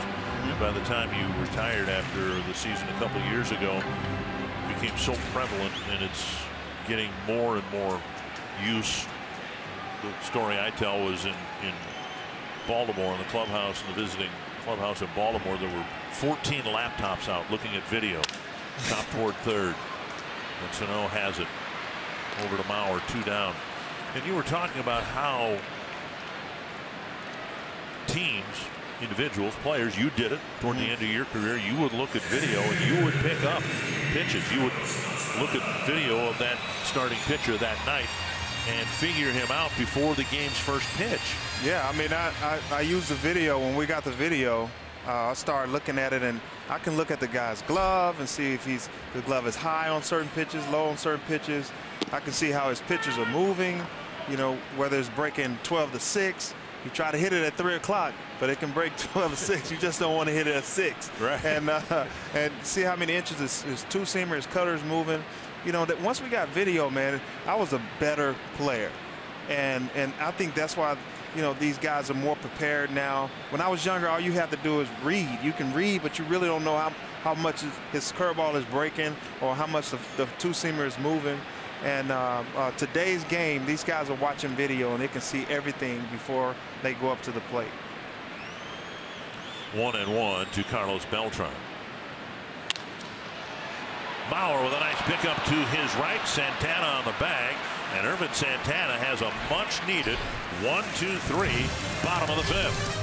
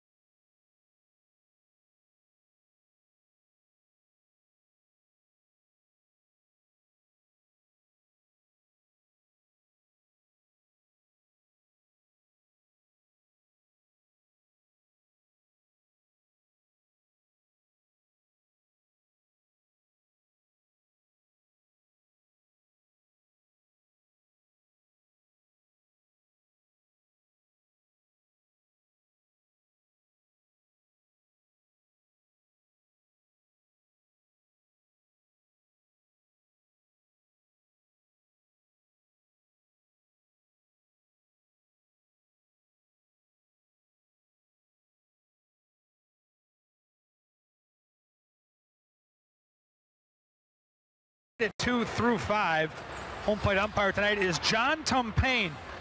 And John Tumpane got a lot of fame for something he did, and it was quite a story. We talked about it on the last road trip in Pittsburgh, saving a woman from jumping off the Roberto Clemente Bridge near the stadium. And I talked to him today about an hour before first pitch about what this last couple weeks has been like. He said he's been able to circle back a couple times with the family. It sounds like she's on the road to recovery. That process has started and it's going well. He remembers that day getting back to the ballpark to work that night. His arms were still shaking, and he also remembered, guys, he was the home plate umpire like he is tonight that game, and then looking out in between innings out over the outfield, seeing that bridge and having those memories. He said he'll never forget it. It was an unbelievable day, and he's so happy that he was able to contribute. He never thought it would be the story that it is, and he's 34 years old. And what a nice guy. What a class act to meet him today. Well, thank you, Kevin. It really was a remarkable story. And within the course of a baseball season, you're going to have good, great stories. This is one of the best that's ever come across publicly in the years I've been doing this.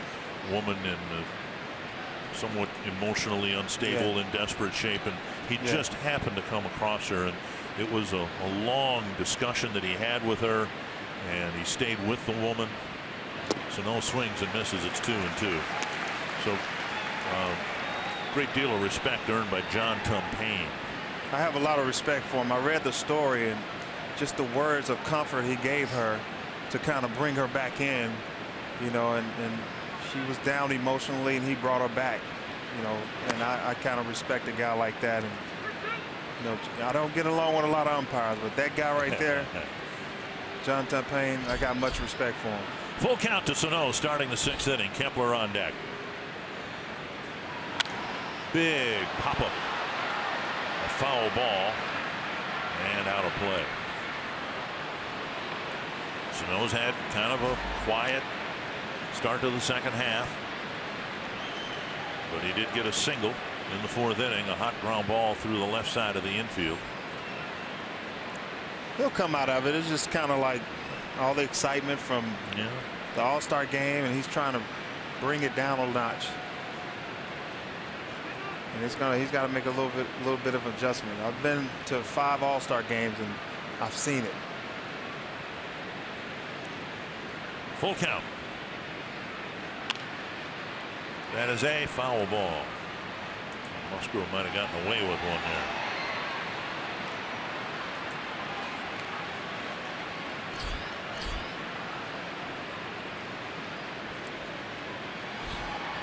Three-two count. I don't know if he gets a fastball, but I'm pretty sure he's going to get a slider. Hang it, though.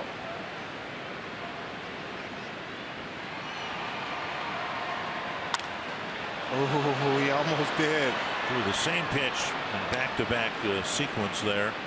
And Sano tapped the first one, and he smothered the second one, hit it hard. Man, look at this pitch. Made a mistake. He wanted it away and left it. You know, that backup slider, the one that doesn't break, sometimes is the most dangerous pitch for us hitters. Ball 4. Sano will take a walk. 3rd inning in a row where the Twins have gotten their leadoff man on. And Kepler comes to the plate, but first, Sunday, July 23rd, the Twins' wives are collecting new or slightly used books inside of Gate 34. The first 100 fans to donate a book will receive a $6 food concessions coupon.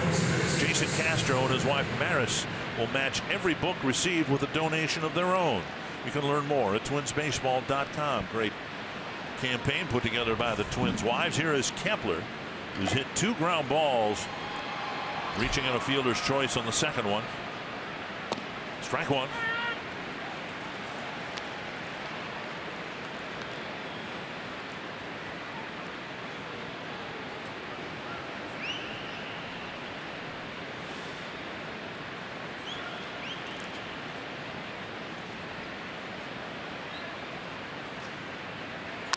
Bold foul. You know, we see it from time to time. Playing one hitter to pull the ball in the infield and to hit it the other way in the outfield, and that's how the Astros have Castro, or excuse me, have Kepler lined up. They have 3 infielders on the right side, but look at the outfield shift. Springer way over in the left center field gap. Yeah, they got it. They got the outfielders shifted to the left side and got the infielder shifted to the right side. 2 strikes to Kepler. Popped up near the Astro dugout. Gurriel has no play. This is when you just kind of jam yourself and shoot that ball to third base. Just try to jam yourself. Even if you get jammed, you don't hit it far. It stops at the edge of the grass at third base. You get a hit. Yeah. You know, it's like do whatever you can to help the team. Bregman is playing where a shortstop would normally play. Nobody between him and the left field line. He has to get off speed if they're going to play him like that. That is hit into center field, and Sano will go to second and hold up there. So the Twins started the 4th inning with a pair of singles. They started the 5th inning with 2 singles and a walk, and now a walk and a single with nobody out. Grossman will have another chance here. You know, they like to throw him all speed away, but occasionally throw a fastball in, and he left that out over the plate, and he was able to capitalize on it. Like I said, he loves the fastball, and he put some good wood on that. Listen to that sound. Grossman on a check swing left the bases loaded in the 4th. And a base hit into right center field. Sano had to hold up. He'll only gain third base. And for the 2nd inning in a row, the Twins have loaded the bases with nobody out. This time for Eddie Rosario. Grossman got a pitch up, and he was able to handle that. It's going to be the end of the night for Musgrove, who so far has given up just 2 runs. And here's the pitch. Oh, he left that out over the plate, and he reached out and touched him. Tony Sipp is going to come in to pitch to Eddie Rosario with the bases loaded, nobody out in a tie game. And Musgrove gave up just 2 runs, but he's responsible for 3 runners, hoping to get some relief from Tony Sipp.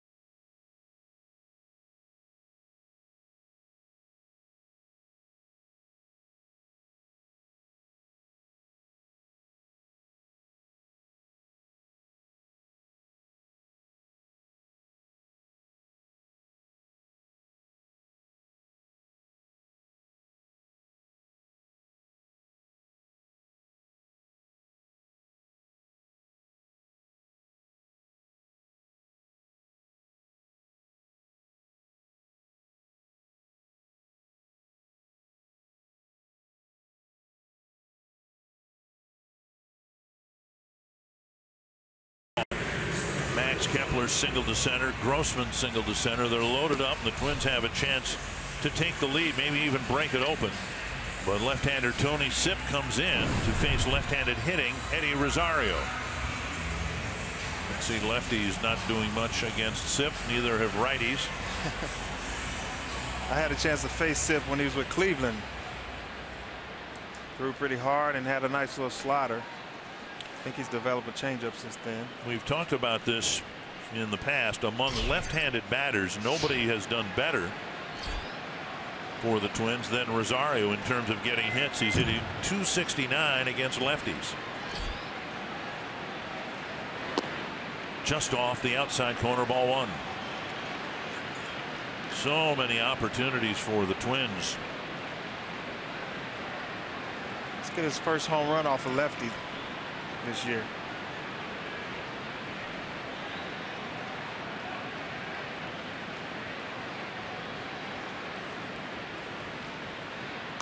Fouled back.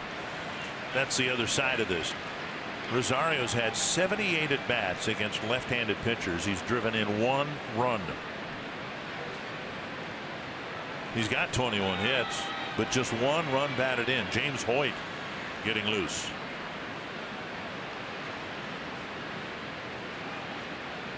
One and 1 to Rosario.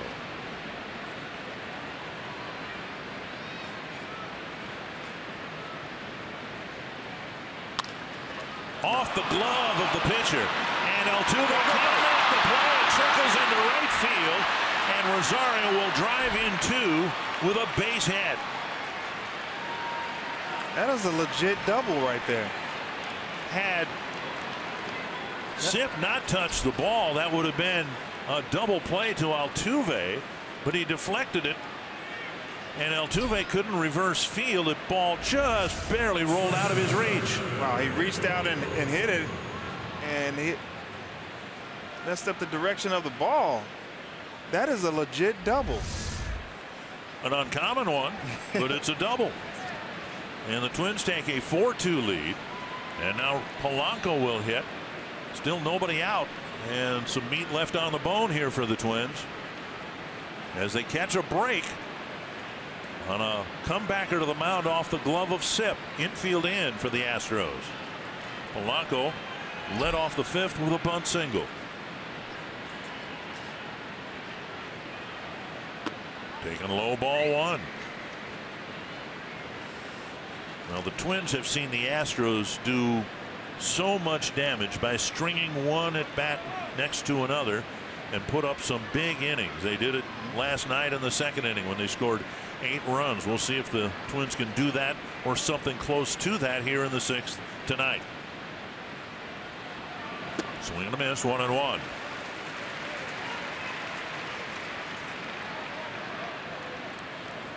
Polanco's just, less than 2 outs. No outs right now. A man on 3rd. All you have to do is just make contact. Can't really help the team if you strike out right here.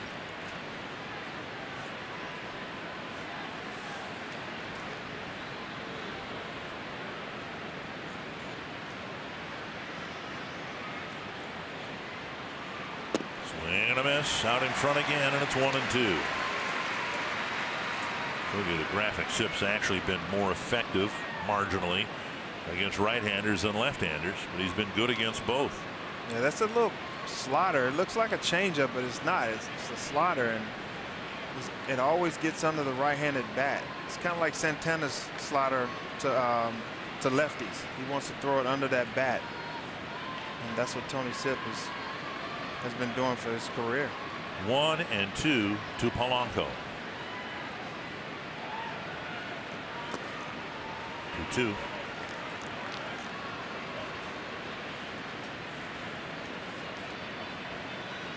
Polanco's only faced Sip once, and he's gotten a base hit. And a hit to the outfield here could double the Twins' lead.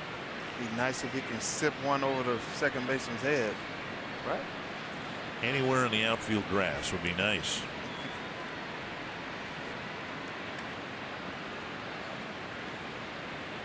Two and 2 to Polanco. Got him. Another off-speed pitch. Polanco strikes out. That'll bring up Castro.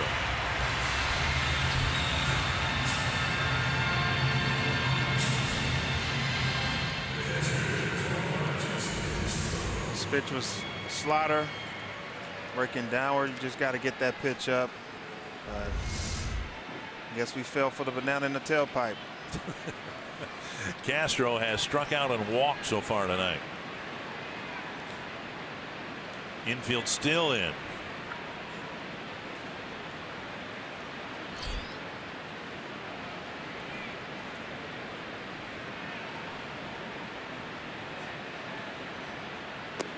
Ball 1. I got Castro really having a good at bat right here. What's the over under? Twins need it. I mean, they've seen this Astro team make up 2-run deficits without blinking an eye. Need insurance. Need to get more out of this inning than the 2 runs they have. Swing and a miss.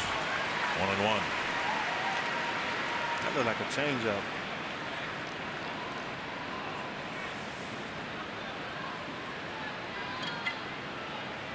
A walk followed by 3 hits.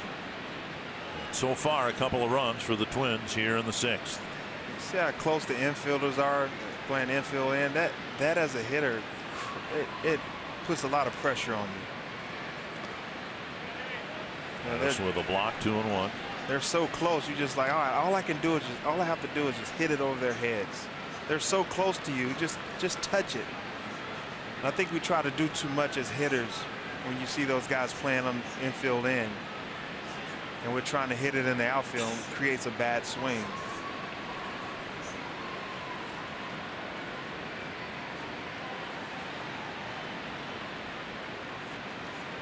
Dozier on deck, very likely Sip's last batter he'll face here in the 6th.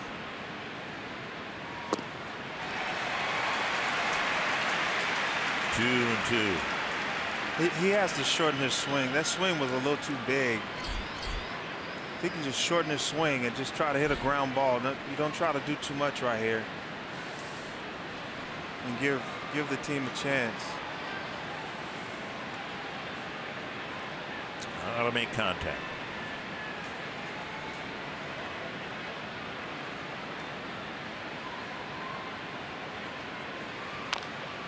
Foul. Go. Keep battling, Castro.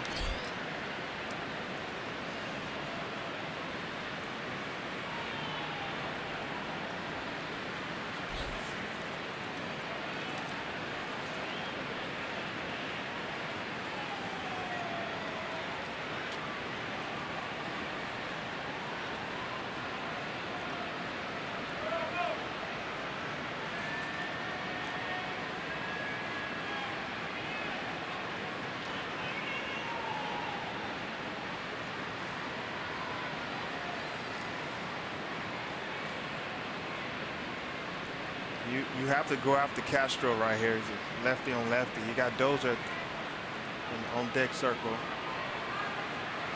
3-2. Castro strikes out a lot. Drew his 28th walk of the year. His last time up. I mean, Tony Sip right here can go for the strikeout. Doesn't matter if he goes to first base. You're gonna bring the righty in for Dozier. So doesn't have to throw him a strike. Castro's a swing and miss guy. So just try to get him to chase. Full count to Jason Castro. Got him. Oh. Ah, that's a ball.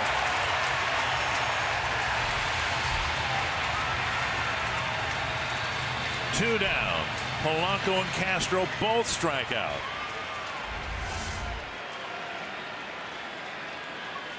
That's a ball. Forget that thing. Oh, see, what is that? That's Fox Tracks. That's Fox Tracks wrong. That is a ball. With first base open and Castro having struck out, Dozier will be intentionally walked and Sip will go after Granite. If it was Santana, I want that pitch.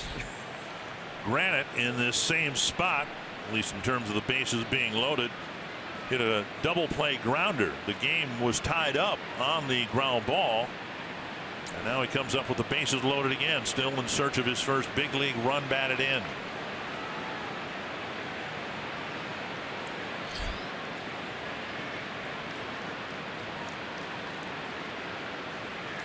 Ball one. And it's hardly been a smooth ride for Tony Sip. Nearly walked Castro.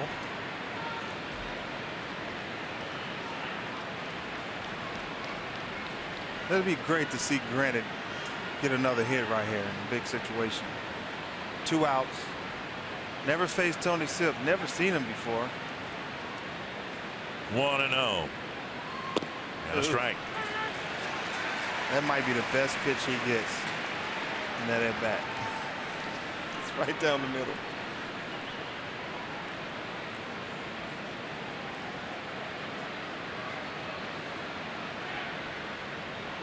Take a deep breath. Get the pitch up. Just make contact. Inside, nice. 2-1. He looks so relaxed at the plate. And he did in that very first at bat. 11 pitches in his first big league at bat. Who does that? He didn't even budge at that pitch.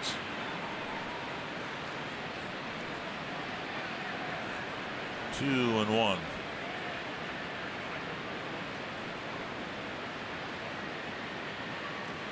Three and one. He is spitting on that slider. Everybody else is swinging over it. No place to put Zach Granite and Joe Mauer on deck. You're going to have to throw two. He's so relaxed at that plate. You have to throw a strike right here for sure. Strike call. Similar to the pitch that rung up Castro a few moments ago. So the carousel will start. Bases loaded. 2 outs. A full count to Zach Granite. Let's see if this pitch was the same as Castro's. No. That's more of a strike. Full count to Zach Granite. On the ground to Altuve. The Twins score 2 but leave 3. They've got a 4-2 lead as we go to the bottom of the 6th inning.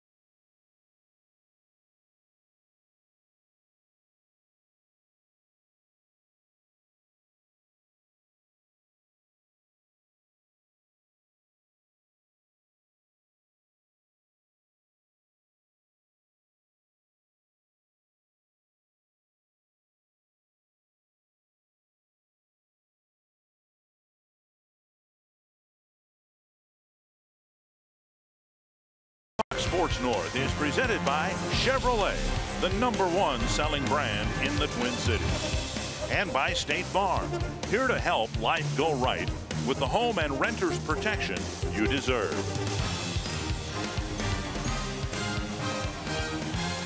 And Puerto Rican native Eddie Rosario with a big 2-run scratch double, if there is such a thing, putting the Twins up 4-2, and now Irvin Santana, who enjoyed a 1-2-3 fifth, would love to have one again in the 6th. It's a first pitch strike to Yuli Gurriel. Marwin Gonzalez and Evan Gattis will follow. With a pitch count, and Santana approaching 100 pitches.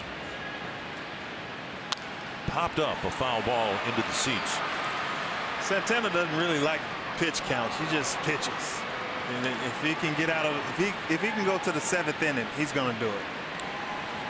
Last time he pitched in a regulation game was back on July 5th, and he went 9 innings throwing 117 pitches. So he might have a little bit longer leash here tonight, having pitched just the 1 inning in the All-Star game in 10 days. Down and away, 1-2. More importantly is putting a 0 up in the 6th, regardless of where his pitch count is at the end. Houston native Tyler Duffy loosening up in the Twins pen. That's to center. Granite coming in, and he makes a nice run and catch with a little snow cone coming out of the webbing of his glove. He had a nice break right there. You know, a guy like Yuli, who's been hitting the ball really hard, you know, when he reaches out in center field, it's kind of deceiving. And he was able to pause and get a good jump on it right there. They always say that those balls for a center fielder are the toughest because you tend to sit back a little bit because it looks or sounds like it's hit harder than it is. It's not so much the fly ball that's hit right, it's just the line drive. The line drive that's hit right at you is kind of tough, but sometimes some line drives go up and some line drives drop and they knuckle. So it's pretty tough to get the line drive hit right at you. Here's Gonzalez motioning as if to bunt and taking ball one.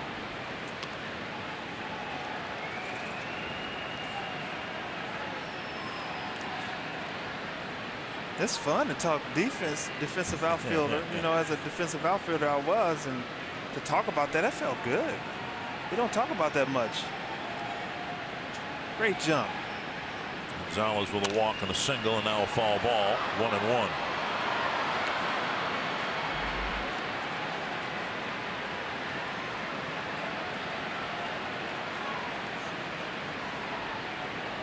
Santana goes back for some rosin. It has not been easy for him by any means. The 1-2-3 fifth inning notwithstanding. He's left the bases full twice and given up a couple of runs.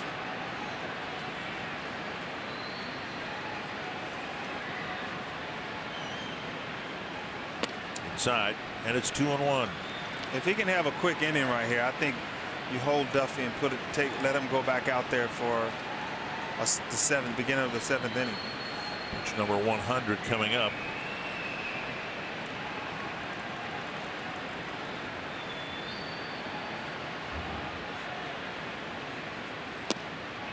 On the corner, 2-2. Nice. You got Gaddis coming up. 30 pitches, a whopping 30 pitches in the second inning. And then you look up and the Astros just got one run out of it, leaving the bases full. He's gotten better since the second inning.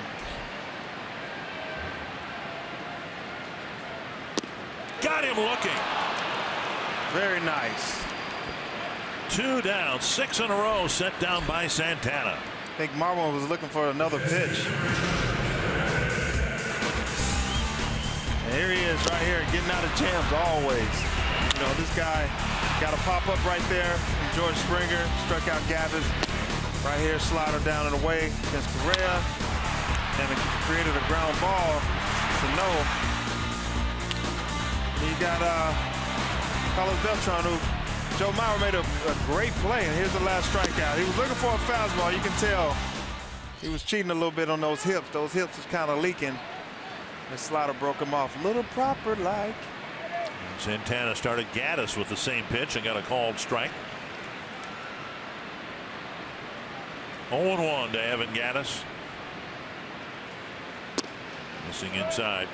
Talking about Santana weaving his way out of trouble. That, you know, leaving the bases full a couple of times, that's nice, but that doesn't take into account the 2 absolute rifle shots that were turned into 3 outs. The line drive to Mauer in the first inning, and the bullet with runners at second and third to Sano. That was in the 4th inning. They're outs in the book. Yes, they are. 1 and 2. Nobody's never going to remember those bullets. Santana again gave the Twins 7 really good innings in Minnesota against this Astros lineup. Trying to finish off 6 innings, and then we'll see. 2-2. If he can get Gaddis right here, I think he goes back out. He's pitching well since that second inning.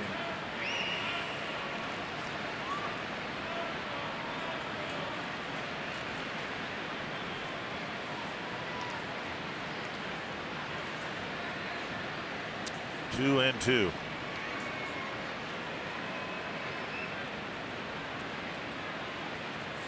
A full count. Bregman on deck.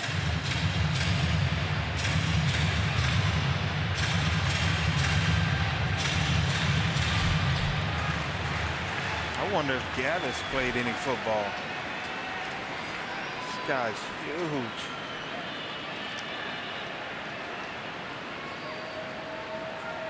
We call guys like that brick houses. And Santana upset. And ahead of Gaddis, ended up losing him to a walk. 5th walk issued. And yeah, head scratching time for manager Paul Molitor. Number 9 batter, Alex Bregman, comes to the plate. And here are the pitches. Kind of threw him sliders away, fastballs in. So that's the sequence, to pitch him soft away, but try to finish him with a fastball, missing his spot away. With Bregman's at bat, regardless of the conclusion of the at bat, what happens? This is the 3rd time through the batting order for Ervin Santana. So far, there's a check swing strike. All that the Astros have gotten from Santana the 3rd time through, the walk to Springer and the walk to Gaddis.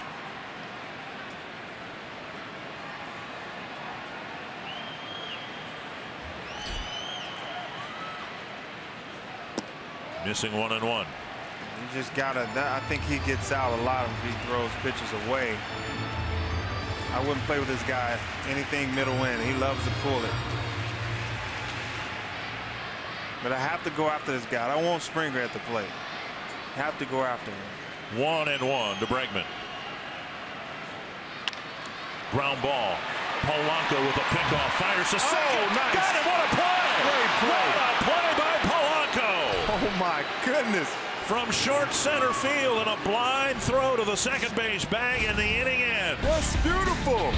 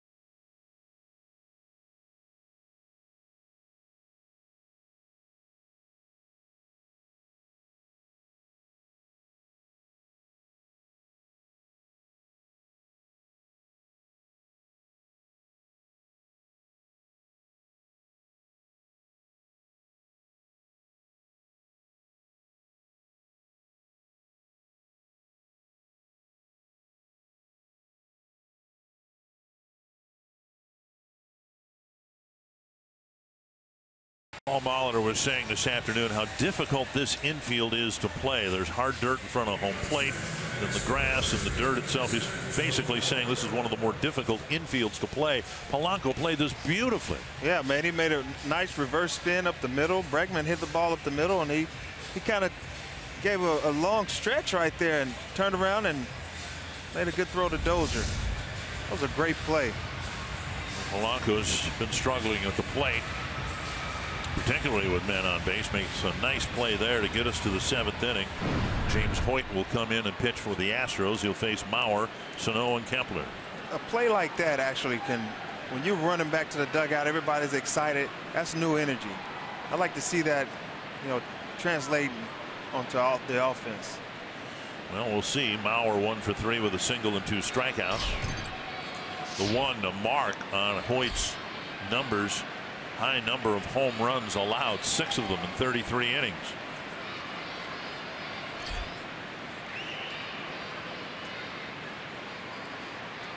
And Mauer takes a fastball, strike 1. In the middle innings, innings 4, 5, and 6. First in the 4th, the inning started with 2 singles. Fifth inning started with 2 singles and a walk. Sixth inning started with 2 singles and a walk, and out of all of that, the Twins got 3 runs. To the backstop, 1-1.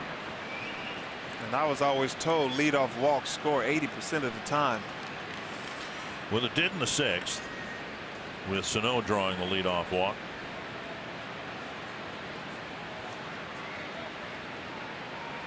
Going to the bottom of the 15th at Fenway Park, still tied at 1 between the Yankees and the Red Sox. Tomorrow the two teams have a day-night doubleheader, and then the Yankees fly to Minnesota to open up a 3-game series. Swing and a miss, 1-2. Seems like Mauer the whole game he's been kind of out of whack. You know, he's just trying to find his rhythm, his flow. You know, he missed a couple games and he didn't go out on a rehab assignment, so it's kind of like he's trying to find his rhythm. Foul tip, and Gaddis hangs on. Mauer's 3rd strikeout of the ball game. 1 down. That'll bring up Sano. Join Fox Sports North and the Minnesota Lynx at Mall of America for the Let's Celebrate the Lynx event from 6 to 8 p.m. Friday, July 28th. Enjoy interactive games. Register to win tickets and more. Visit foxsportsnorth.com and click on upcoming events for details. Sano with a pop-up to Altuve. A single to left, and then the leadoff walk in the 6th when the Twins took the lead. Twins out hitting the Astros 9-5.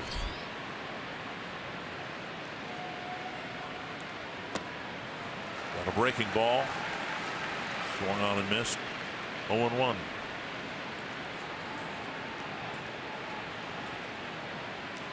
This is a big test for, like I always say, you know, the last couple of days I've been saying that, you know, the next 12 games is a big test for these guys. And if they can go out there and hit with these guys, pitch with these guys, I like my chances of going to the playoffs. To play well, get up enough, you know, have a winning record, let's say, from here to the end of the month. Yes. Okay. I like our chances.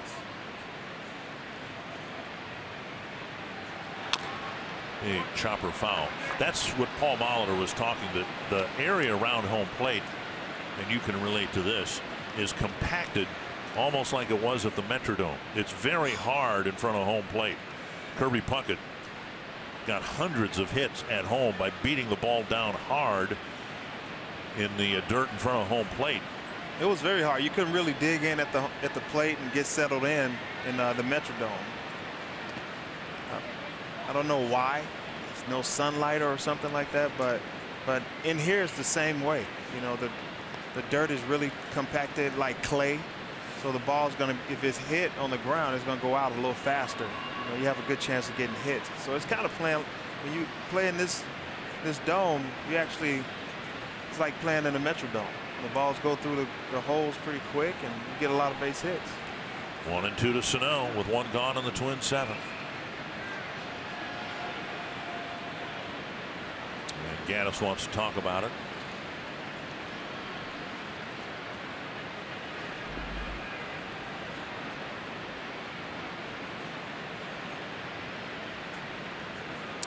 Cleveland is playing in Oakland again tonight. Last night, every American League Central team, including the Twins, of course, lost. Off the plate. Woo. Lay off from that. Tonight, the White Sox leading the Orioles. The Tigers beat the Blue Jays 11-1. Rangers and Royals are scoreless going to the 9th. 2-2 to Miguel Sano. Full count. Hang the slaughter.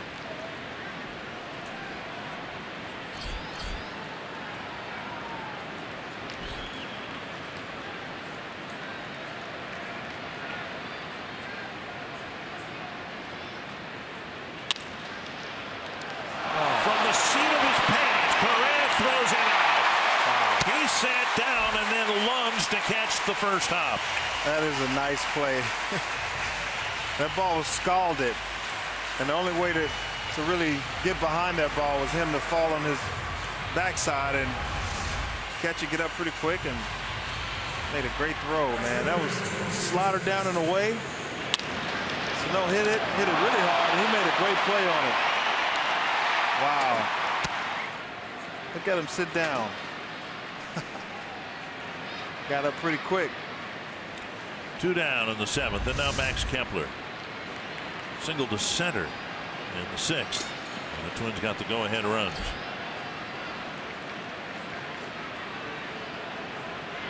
Up and away, ball 1.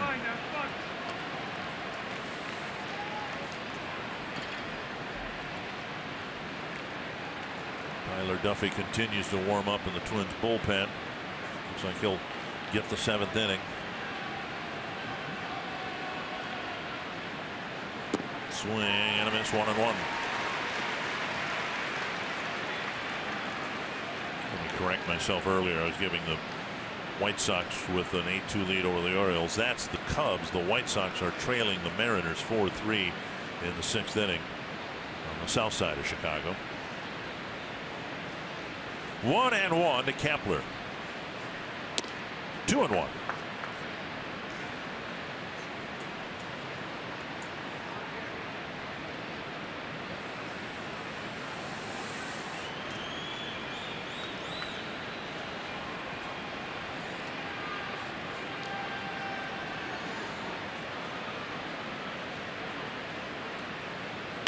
Nice.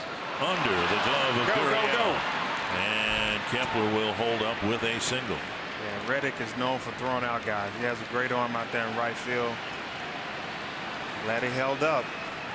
Now Grossman will have a chance to hit. He already has 2 hits tonight. It's a nice pitch right here. Slider. Oh no, it's a nice pitch for a hitter. Kepler stayed on that ball, head down, and put good wood on it. I love the sound of it. Bat meets ball. Grossman's done a nice job of it here tonight with a double to left center field and a single to center.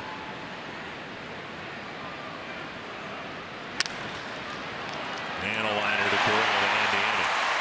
A scoreless 7th for Hoyt. It's a 4-2 lead for the Twins. You're watching Twins baseball presented by State Farm.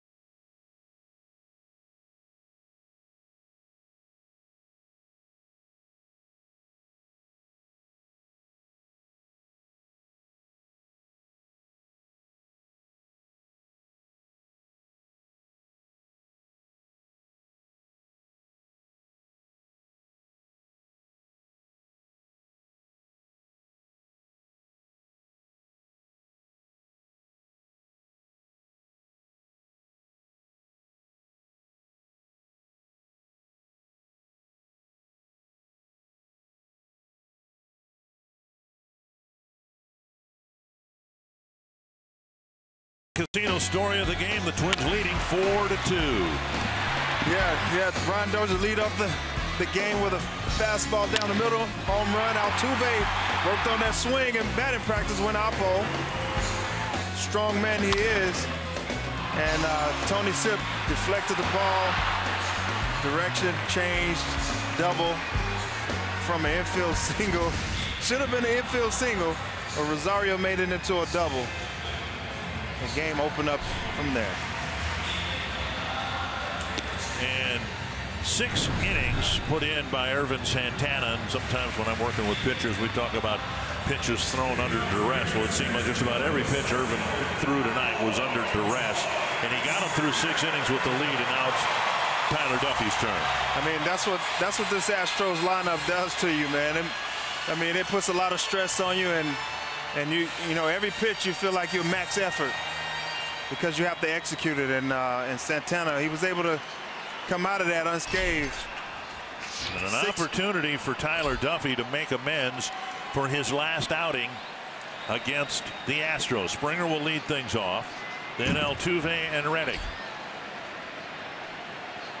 First pitch to right field, and Duffy will take it as Kepler catches it 1 away. When Duffy last pitched against his hometown team, it was in the final game at Target Field, and we know the Twins bullpen had all sorts of issues, but Duffy's contribution in the final game of that series at Target Field was to face 5 men, give up 4 hits and a walk, 4 earned runs scored. He didn't retire a batter. And it was kind of typical of how things went for the Twins relievers in that series. 1 down here in the 7th, and now Altuve. Strike on the outside corner. And Duffy, of course, a Houston native. He pitched one of his better games a couple years ago here at Minute Maid Park. Yes, he did. I think I was a part of that. Yes, you were. Yeah. The Twins had some bullpen issues in that game. Ended up losing the game, but Duffy got the Twins deep into the ball game. Curveball was really working that day. Change up. He has great stuff, and coming out of the bullpen, he hadn't been that bad. 1-1 to Altuve. Breaking ball hits the corner. So you can imagine Duffy trying to get ready for this series and thinking back to what happened at Target Field, and he was probably itching for a chance to come into a close ball game. We'll see how he fares. Altuve fought it off, just got a piece of it. Still 1-2. How many family members you think he has in the stands right now? Came here for the All-Star break because this is home for him still. Family and friends, and he has the extra juice, and also, you know, he remembered the last time he faced these guys wasn't too great. Taylor Rogers warming up. Reddick on deck. 1-2. Another foul ball. Whether Rogers comes in to face Reddick may depend on whether Duffy retires Altuve. Right. You know, I don't know if you waste Taylor. You know, if he gets rid of Altuve right here, sets him down, I don't think you let him face Reddick. Because he wouldn't represent the tying run. No. Another 1-2 to center. Granite has it measured. Calm down, down. folks. We got a guy there. Calm down. And now with 2 outs and the bases empty, Duffy will have a chance to complete the 7th inning. They're trying to get Reddick. Man, here's the spray chart. Oh my God, he hit the 1 ball. How did he hit that 1 ball? You see 1 ball, you hit it. It's like 30 balls after you. Yeah, that's pretty good. One of the reasons Duffy's been better this year than he was last year, he's really been tough against lefties. Lefties hitting just 197 against Duffy. The problem he's had is with righties who hit nearly 100 points higher. That's weird.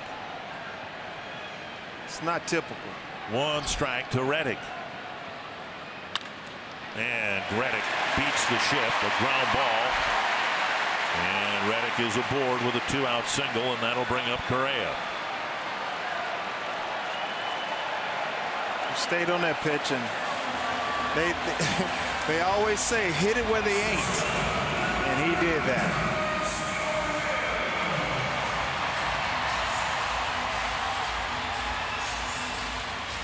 Correa 3 for 7 with a double against Duffy. I thought Santana pitched this guy so well tonight, and I'm pretty sure right now he's thinking like, I'm so glad Santana's out of the game.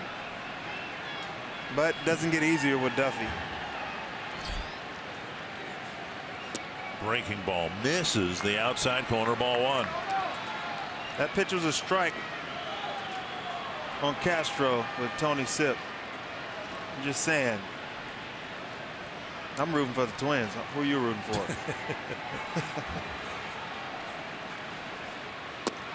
2-0. Switch hitter Carlos Beltran on deck.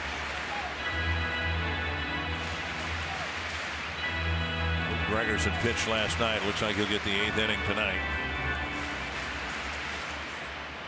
Duffy falling behind the cleanup batter. 2-0.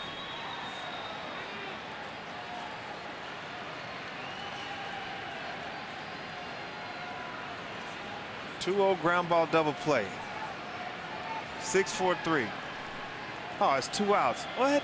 You need to know that before you say that, Torrey. 3-0.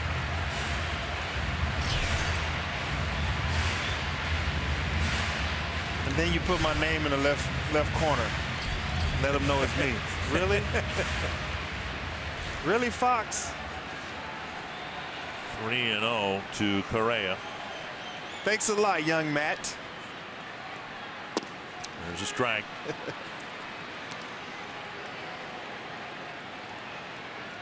This, in all likelihood, will be Duffy's last man. Beltran, switch hitter, but he's much more dangerous from the left side of the plate. Has a yet to homer from the right side of the plate.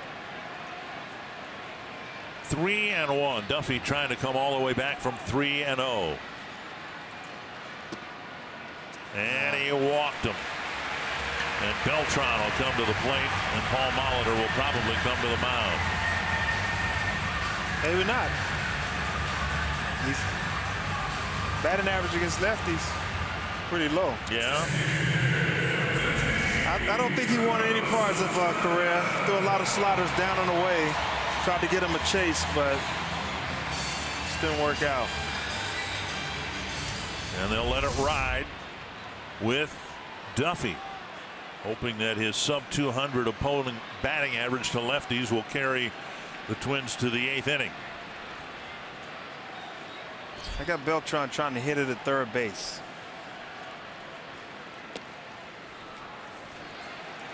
Ball 1. It just seemed like it's so easy. Sano's over there on the island by himself. It just seems like it's so easy just to hit it over there. This game is hard.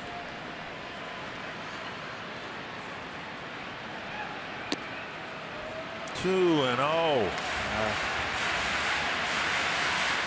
First 2 outs came quickly on outfield flies, and then Reddick with a 2-strike single. Correa was walked, and now it's 2-0 to Beltran, who's hit 2 deep flies to right for outs, and a ground ball to Mauer, who took a hit away from him in the 5th.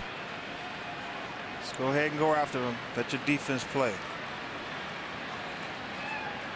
Where's the strike zone? 3-0. Gurriel, the next batter.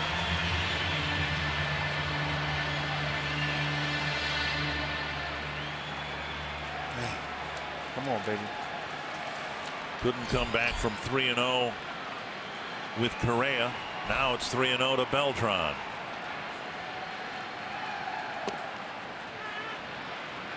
Three and 1.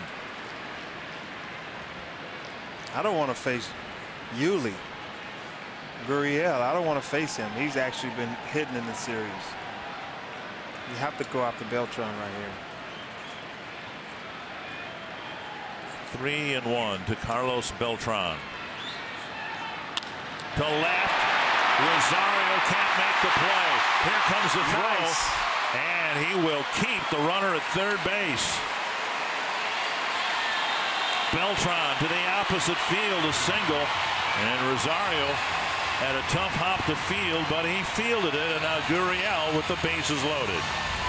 Man, I figured that Beltran was trying to go to the left field side. And Rosario made a great play, man. He really closed in on that ball, and right away, Gary Pettis just held his hands up and held him at third. So Duffy got the first 2 outs. and 2 singles and a walk have filled the bases, and now Rogers will come in to pitch to Gurriel with the bases loaded. Get another look at Rosario in left, and that was a very tough hop to field. Thankfully for the Twins, he was able to field it. And the Astros have loaded him up with 2 down.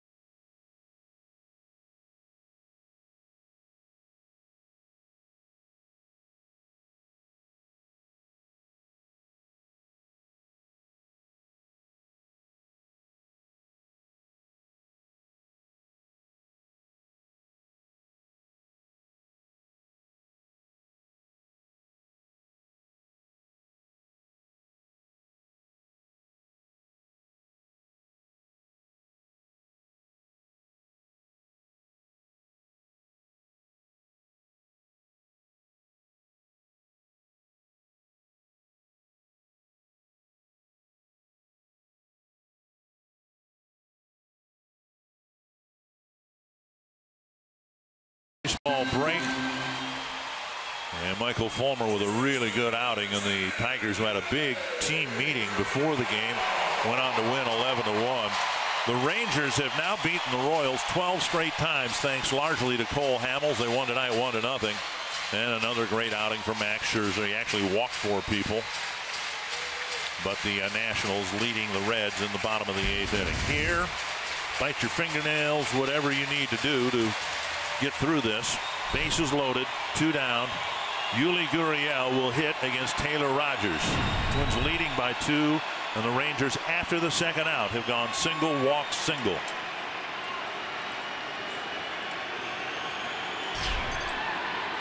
Fastball, strike 1.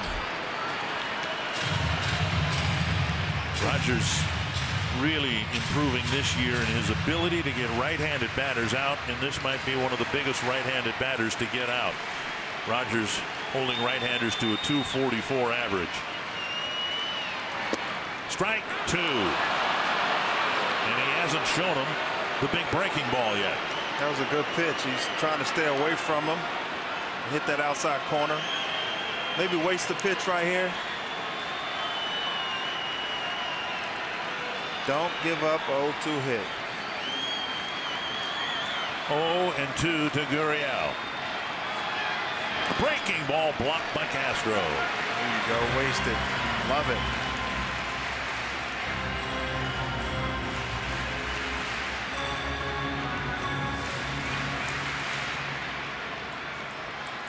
Just 2 inherited runners have scored on Rogers this year. That's outstanding.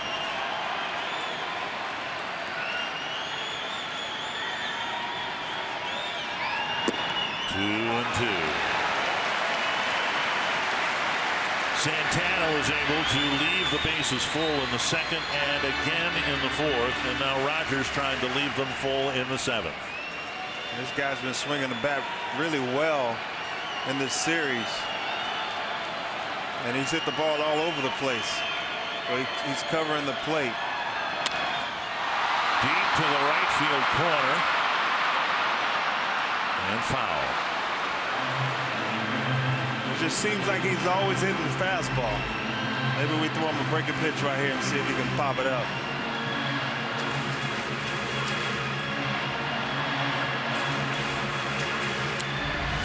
Yeah, he's attacked him like this. Fastball's down, slider or curveball down and in, and he tried to hit that fastball to right field. Break him off with a curveball. Chopper towards second. Dozier goes to the bag. Rogers does an outstanding job, and for the third time tonight, the Astros leave the bases full.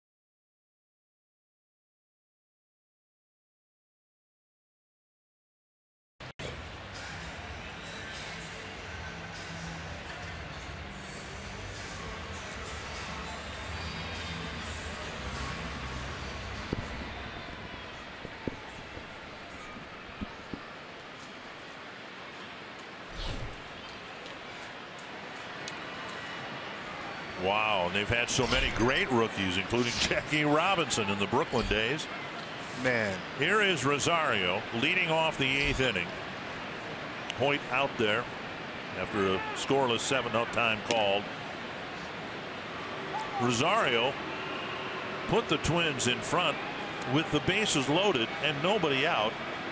He had a comebacker to the mound. Sip, the reliever, had the ball deflect off his glove, and it very slowly trickled into right field, and 2 runs scored. And his RBI total against left-handed pitching went from 1 to 3.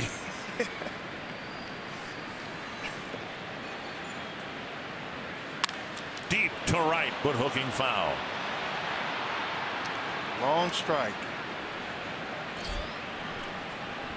Just seems you get the feel that the Twins, if they're going to win this game, they need to score here in the 8th inning.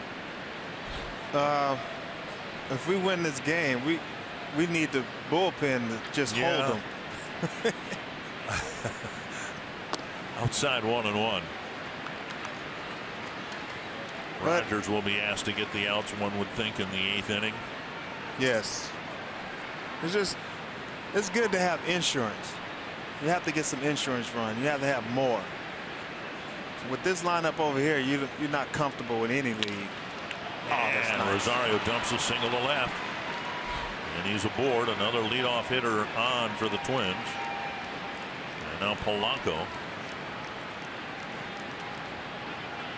I like to see a hit and run right here. Left a pitch out over the plate. Fastball. He just smacked it to left field. He does that with the best of them. He can go to left field with the best of them. Reached out and hit that. I like to see a hit and run right here. Even though Polanco's struggling. Hey, sometimes when you're struggling, a hit and run gets you out of that funk. It makes you stay back. Well, he's going to bunt. Polanco bunted for a base hit leading off the 5th. Struck out with runners at 2nd and 3rd and nobody out in the 6th. And then Castro struck out. Dozier was intentionally walked, and Granite bounced out to end the threat. The Twins got 2, but they could have had more back in the 6th inning. A hit and run actually makes you wait back longer. You have to stay short and just hit the ball on the ground. That's to the backstop. That's better than a hit and run. And a wild pitch will send Rosario to second. That's much better than a hit and run. Now we'll see if Polanco drops down a bunt with Rosario already at second base. Be one thing if Rosario, as he was for the first 10 weeks, hitting 260, 270, and they rule it a pass ball, not a wild pitch. See Rosario talking to his Puerto Rican native. Polanco's really been scuffling, and the average down in the low 220s. So my guess is here he'll try to put it on the ground on a bunt and get Rosario to third. Should be pushing the bunt toward the third baseman Bregman. Do they bunt anymore? Do they bunt to get guys over anymore? They try. Yeah, I wouldn't think he would do that. Now 4-2 lead. 1-2. Francis Martez warming up.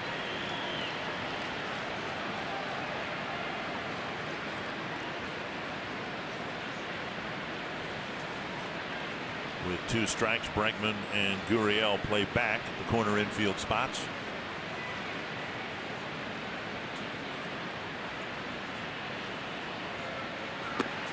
Oh, 1 down.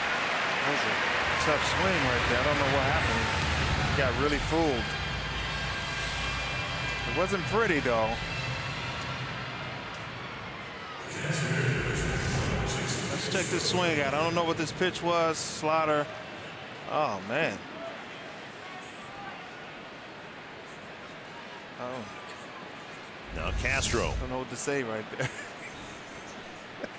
They're going to talk about him in the clubhouse. They're going to replay that tomorrow.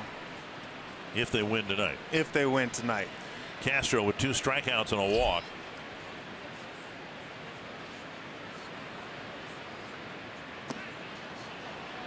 And Rosario went almost halfway to second and then retreated on a pitch in the dirt. You know, I've learned over the years, like a man at second base, no outs. You had Polanco at the plate. I didn't think he would bunt over because the game has shifted a little bit. They'd rather take 3 chances at a guy swinging and getting them in and driving them in instead of sacrificing 1 guy and then having 2 chances. So they'd rather take the 3 chances. And that's fine. And Polanco's just having a hard time making contact right now. There have been way too many swings and misses. True. Down and in again, and it's 2-0 to Castro. I agree with you. Okay. The game's changed a little bit. The mentality of the game. Yeah. The way they look at it.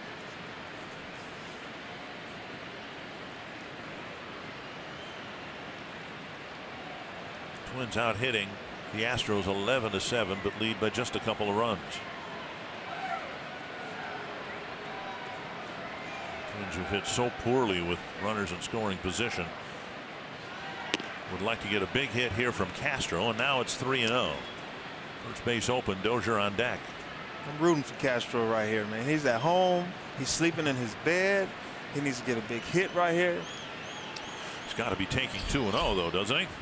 Or 3-0? Yeah.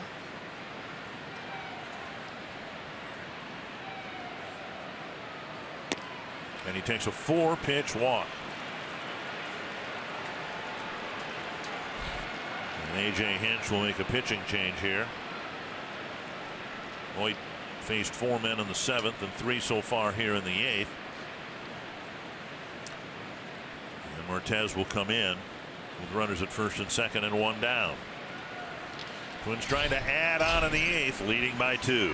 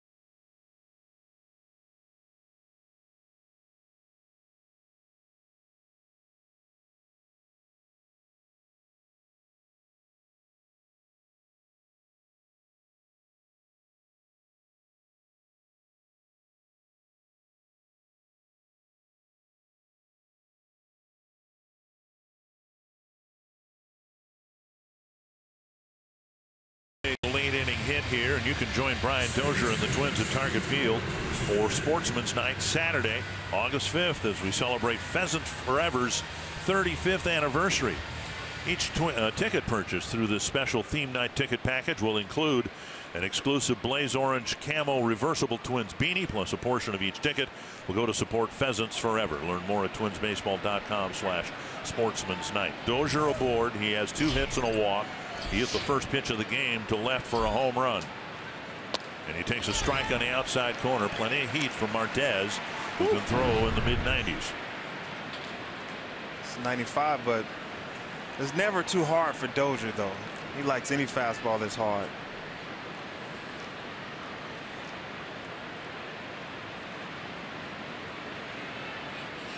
Breaking ball, half swing, strike 2. Slider, different thing.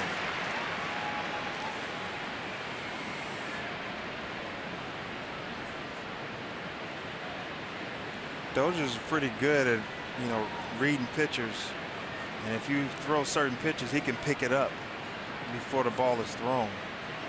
He's really good at that. Oh, 98 and a foot inside. What we've seen Brian do more this year than he did last year. You can see the target was. Oh, hey, Tony Oliva will say, I think the ball went through my body.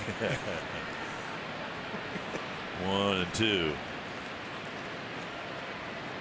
Dozier a little more willing to go to right field this year, and he checks his swing 2-2. That's the punchline to his story of Rod Carew facing Nolan Ryan. And talked with Nolan Ryan's son Reed, who's running the show here in Houston, and Nolan in good health. We're glad to report that. 2-2. Rosario at second. Castro at first. Oh, and the fastball gets him 2 down. This guy is throwing some heat. He's quick to the plate. He doesn't really pick up his leg. He just kind of balls up in quick pitches. Here's the pitch right here. He doesn't pick his leg up, and Bayou classic. 2 down, and Zach Granite will come up again with a chance to deliver a big hit. This copyrighted telecast is presented by authority of the Minnesota Twins and may not be reproduced or retransmitted in any form. The accounts and descriptions of this game may not be disseminated without the express written consent of the Minnesota Twins, LLC. Very nicely condensed. Strike call to Granite. Last 2 plate appearances prior to this one, Granite came up with the bases loaded in the 5th and hit into a double play. The Twins tied it up on the ground ball. Then he ended the 6th, leaving the bases loaded. And now 2 men aboard again here in the 8th. Looking for that first major league run batted in. Chop to the right side. And it's a foot race. And Martez got there. So the Twins again in the 8th. Threaten, but don't score. It's a 4-2 Twins lead as we go to the bottom of the 8th. And you're watching Twins baseball presented by State Farm.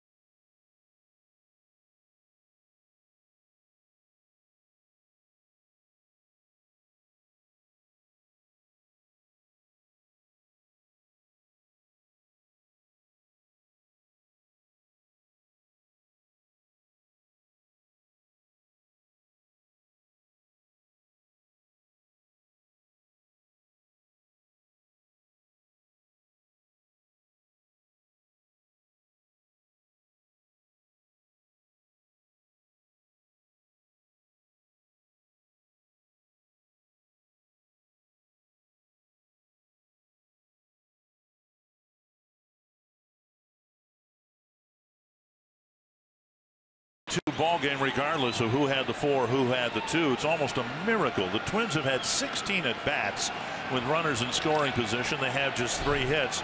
3 times tonight the Astros, the biggest offensive juggernaut in the game, 3 times they've left the bases loaded.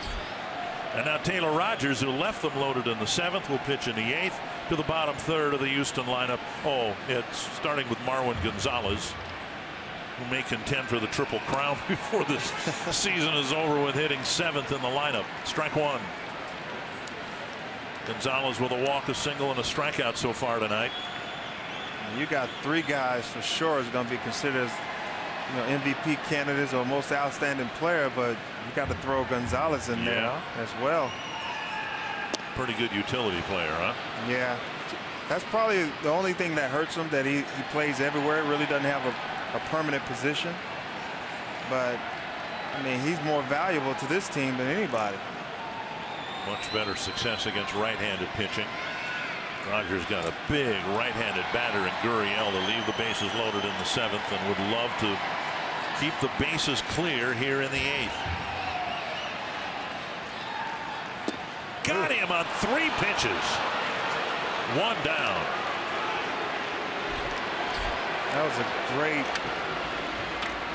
quick out. Here's the pitch sequence. Through all wrinkles, we call them wrinkles, curveball, and froze him on the last one.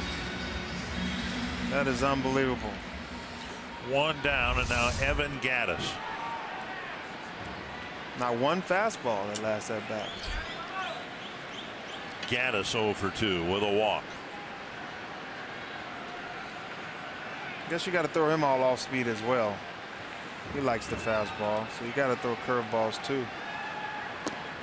It's the corner. Rogers so stoic out there. His brother Tyler pitched in the AAA All-Star game on Wednesday and pitched a scoreless inning in Tacoma. Is that his twin? Yes. 2 guys look alike. That's to center and deep. Brought it back at the warning track. Out number 2. Hit it to the wrong part of the ballpark. You talked about that area here at this ballpark. You got to be a big man to knock it out there. That will crush your hopes and dreams. That's a dream killer out there. Don't try it. If Gattis didn't get it, the Viking, then nobody can. Oh, Marwin did it last night, right? 2 down, and now Bregman. And that was a fastball. He threw all breaking pitches, and he was actually getting these guys with that breaking pitch. He tried to sneak a fastball, and Gattis actually drove that pretty well.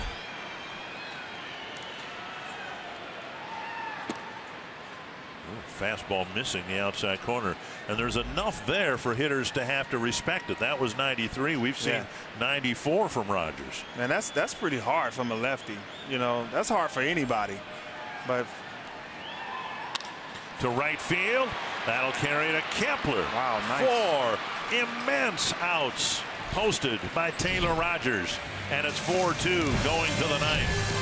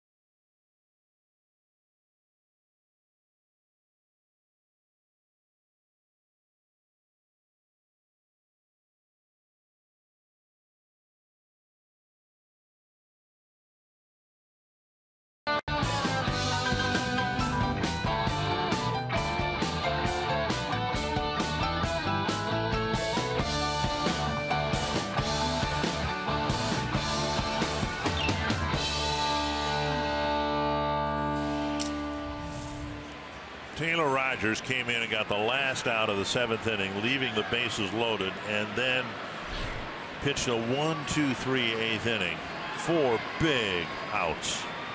Yeah, that's pretty cool, man. Rogers went out there and got, 1, 2, and 3, and got those boys off the field. Us as position players, we hate to be out there too long, and we love those type of innings. Mauer to lead off the Twins night. Snapped his bat in a little roller. Bregman picks it up and fires across, and Mauer quickly retired one down. Don't see Joe swing at the first pitch very often, and you rarely see him crack his bat.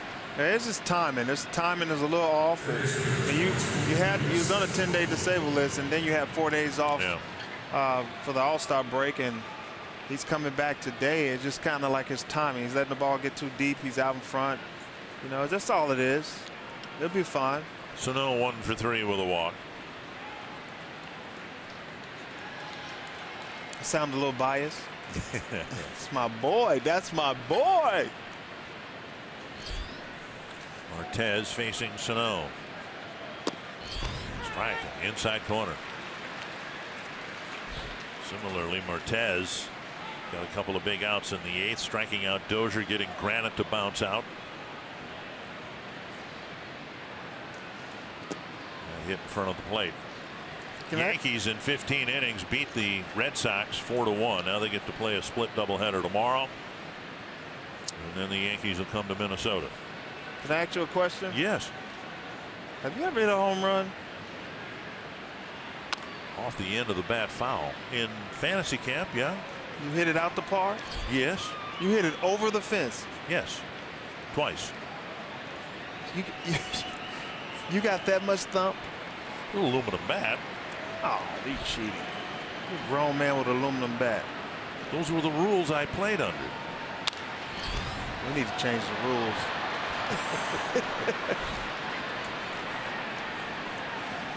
Twins will have a lead for Brandon Kintzler. He's warming up in the Twins bullpen. But I heard you can pitch. I propel the ball to home plate. On the outside corner. Martez is looking nasty here tonight. 2 down. That was a 90-mile-an-hour slider. In a really good spot. Oh my goodness. Tip your cap, Sano. That was a ball, probably.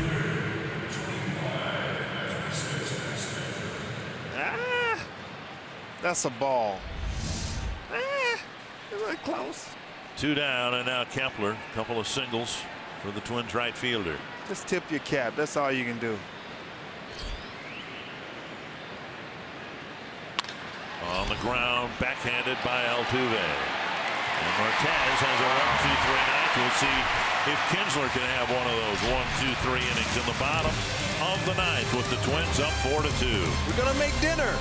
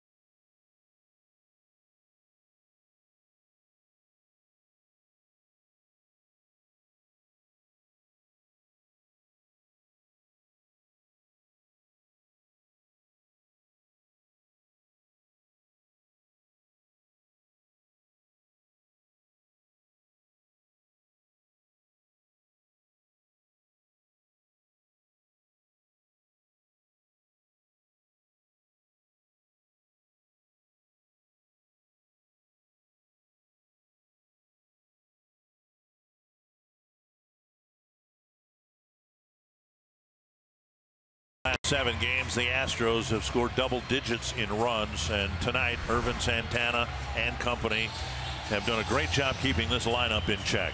I mean, you talk about a lineup that's really good, and you know, you got the bullpen, and Santana, you know, he got out of some tough spots, and then the bullpen comes in and, you know, really shut these guys down and keep them to, you know, 2 runs.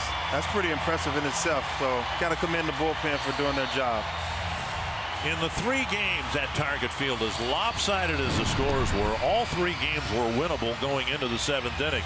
Twins had a 7-2 lead going into the 8th in the opener, but the Twins were never able to take a lead or get a lead into the 9th inning and get Kinsler into the game. They'll have that chance here tonight. Kinsler, of course, added to the all-star roster, and he got into the game and had a clean inning, made kind of quick work getting some weak ground balls. That's his game. Yeah, 1, 2, 3, and that's got to be exciting, man. You think it's his first all-star game, and you know, I heard his son got an autograph with it from Aaron Judge. Yeah. So I thought that's pretty cool, man. I bet you that was a great experience for him, facing some good players, you know, from the National League, and AL went on to win it on Cano's home run. Not so sure the 3 ground balls added together covered 200 feet. So it's a 2-run lead. It'll be the top of the Houston batting order, starting with Springer. Then Altuve, then Reddick. Kinsler has a lot of movement on that ball. It's hard to square his balls up because he has so much movement.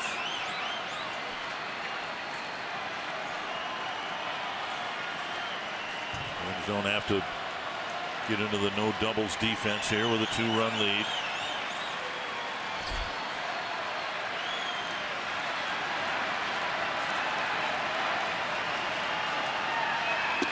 Swing and a miss. You know, some managers don't like no doubles. They're starting to get away from that. You know, when I was younger, Tom Kelly, he was a big believer in the 9th inning. Right. He played no doubles. And then you know, some managers don't like it. They won't call it at all.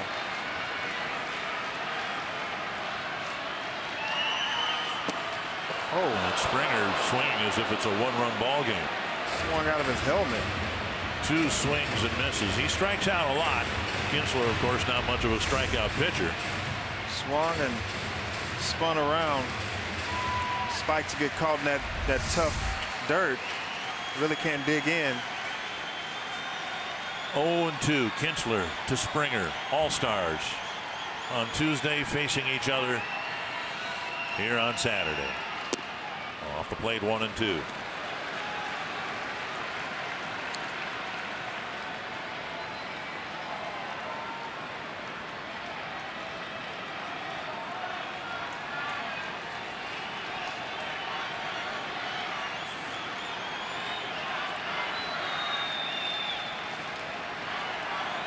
That 2-seamer in. 2-2. That moose kick. That's what we call a moose kick. That 2-seamer in, coming at your back leg, you got to kick it out. Make sure you don't hit you in the knee.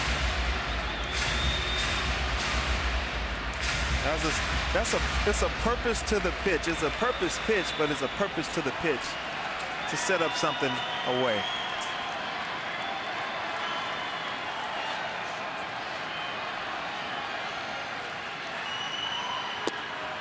Missed, and it's a full count.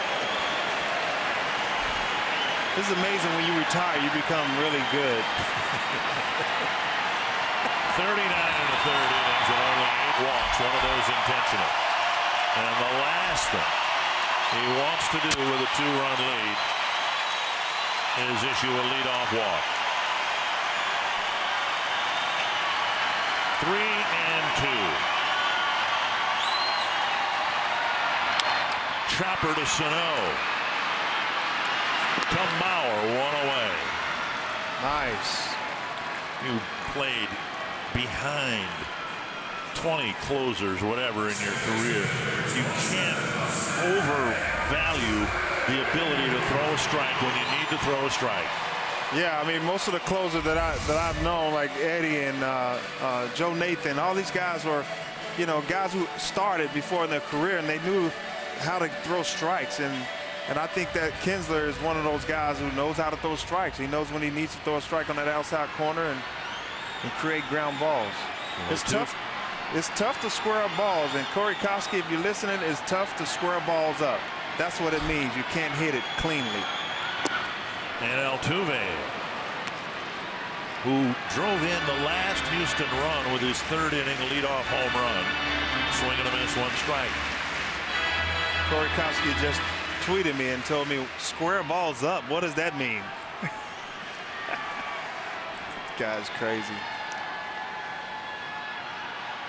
Strike 2 on the outside corner.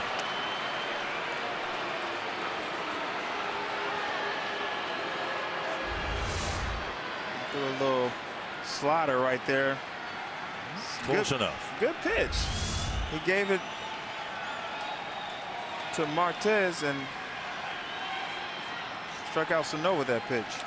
0-2 to Altuve. Hit him. Oh, no. At 94. On an 0-2 pitch, and the deflection may have stung Castro as well. So two-seamer got away from him. Got him on the wrist.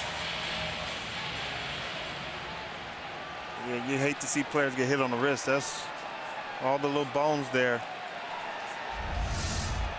Seem to be okay. That's going to leave a mark. Now Reddick will hit, representing the tying run on an 0-2 pitch. Altuve gets hit. Now the outfield playing a couple of steps deeper.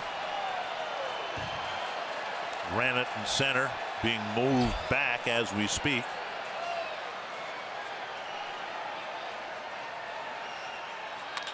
Grounder to Dozier. Nice. Out there. Safe there. But the Twins get a big second out, almost predictably on a ground ball. Yeah, he got a nice ground ball. You know, he's good at creating those ground balls for the double play. And Reddick out of the box is running hard down that line. And here's a pitch. Two-seamer out over the plate, and he tried to pull it. Dozier got rid of the ball pretty quick. That was a great exchange, but Reddick out of the box was rolling out. Correa has walked twice, 0 for 2.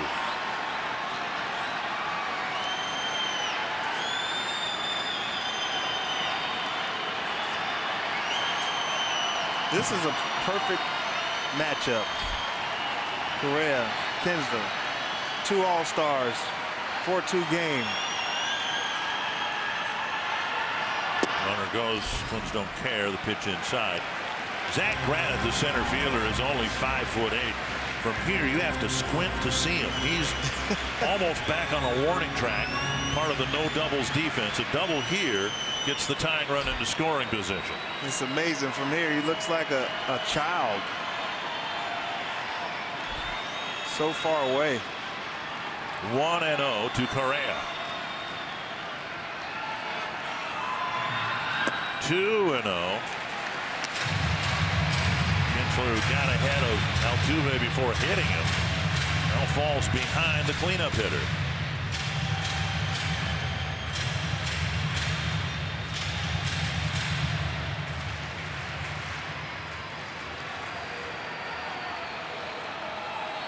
Yeah, he's been good.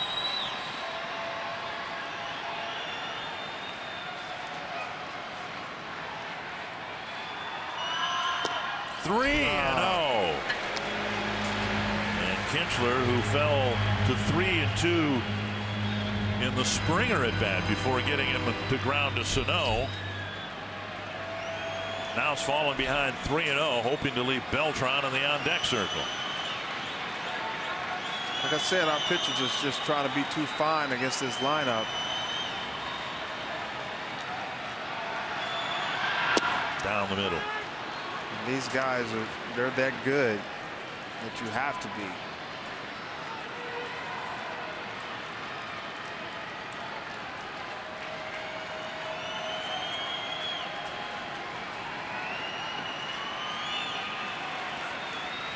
I think he takes a monster hack right here and tries to tie this game up. Kinsler keeps it on the outside corner. He can't do much with it. To center. Granite streaking in, and nice. He gets there. Very nice. And the Twins find a way to beat the Astros. That was a long run for a center fielder who nearly started on a warning track. Yeah, he was pretty deep, and had a big swing, and the ball ran in on him, and jam shot. No blooper, because we got a speedy guy there. Everybody calm down. We got a guy there. Anthony LaPanta, the Twins beat the Astros. They stay above the 500 mark, and the Twins with their record this year now 46-44. This might have been the most exhausting win of the year.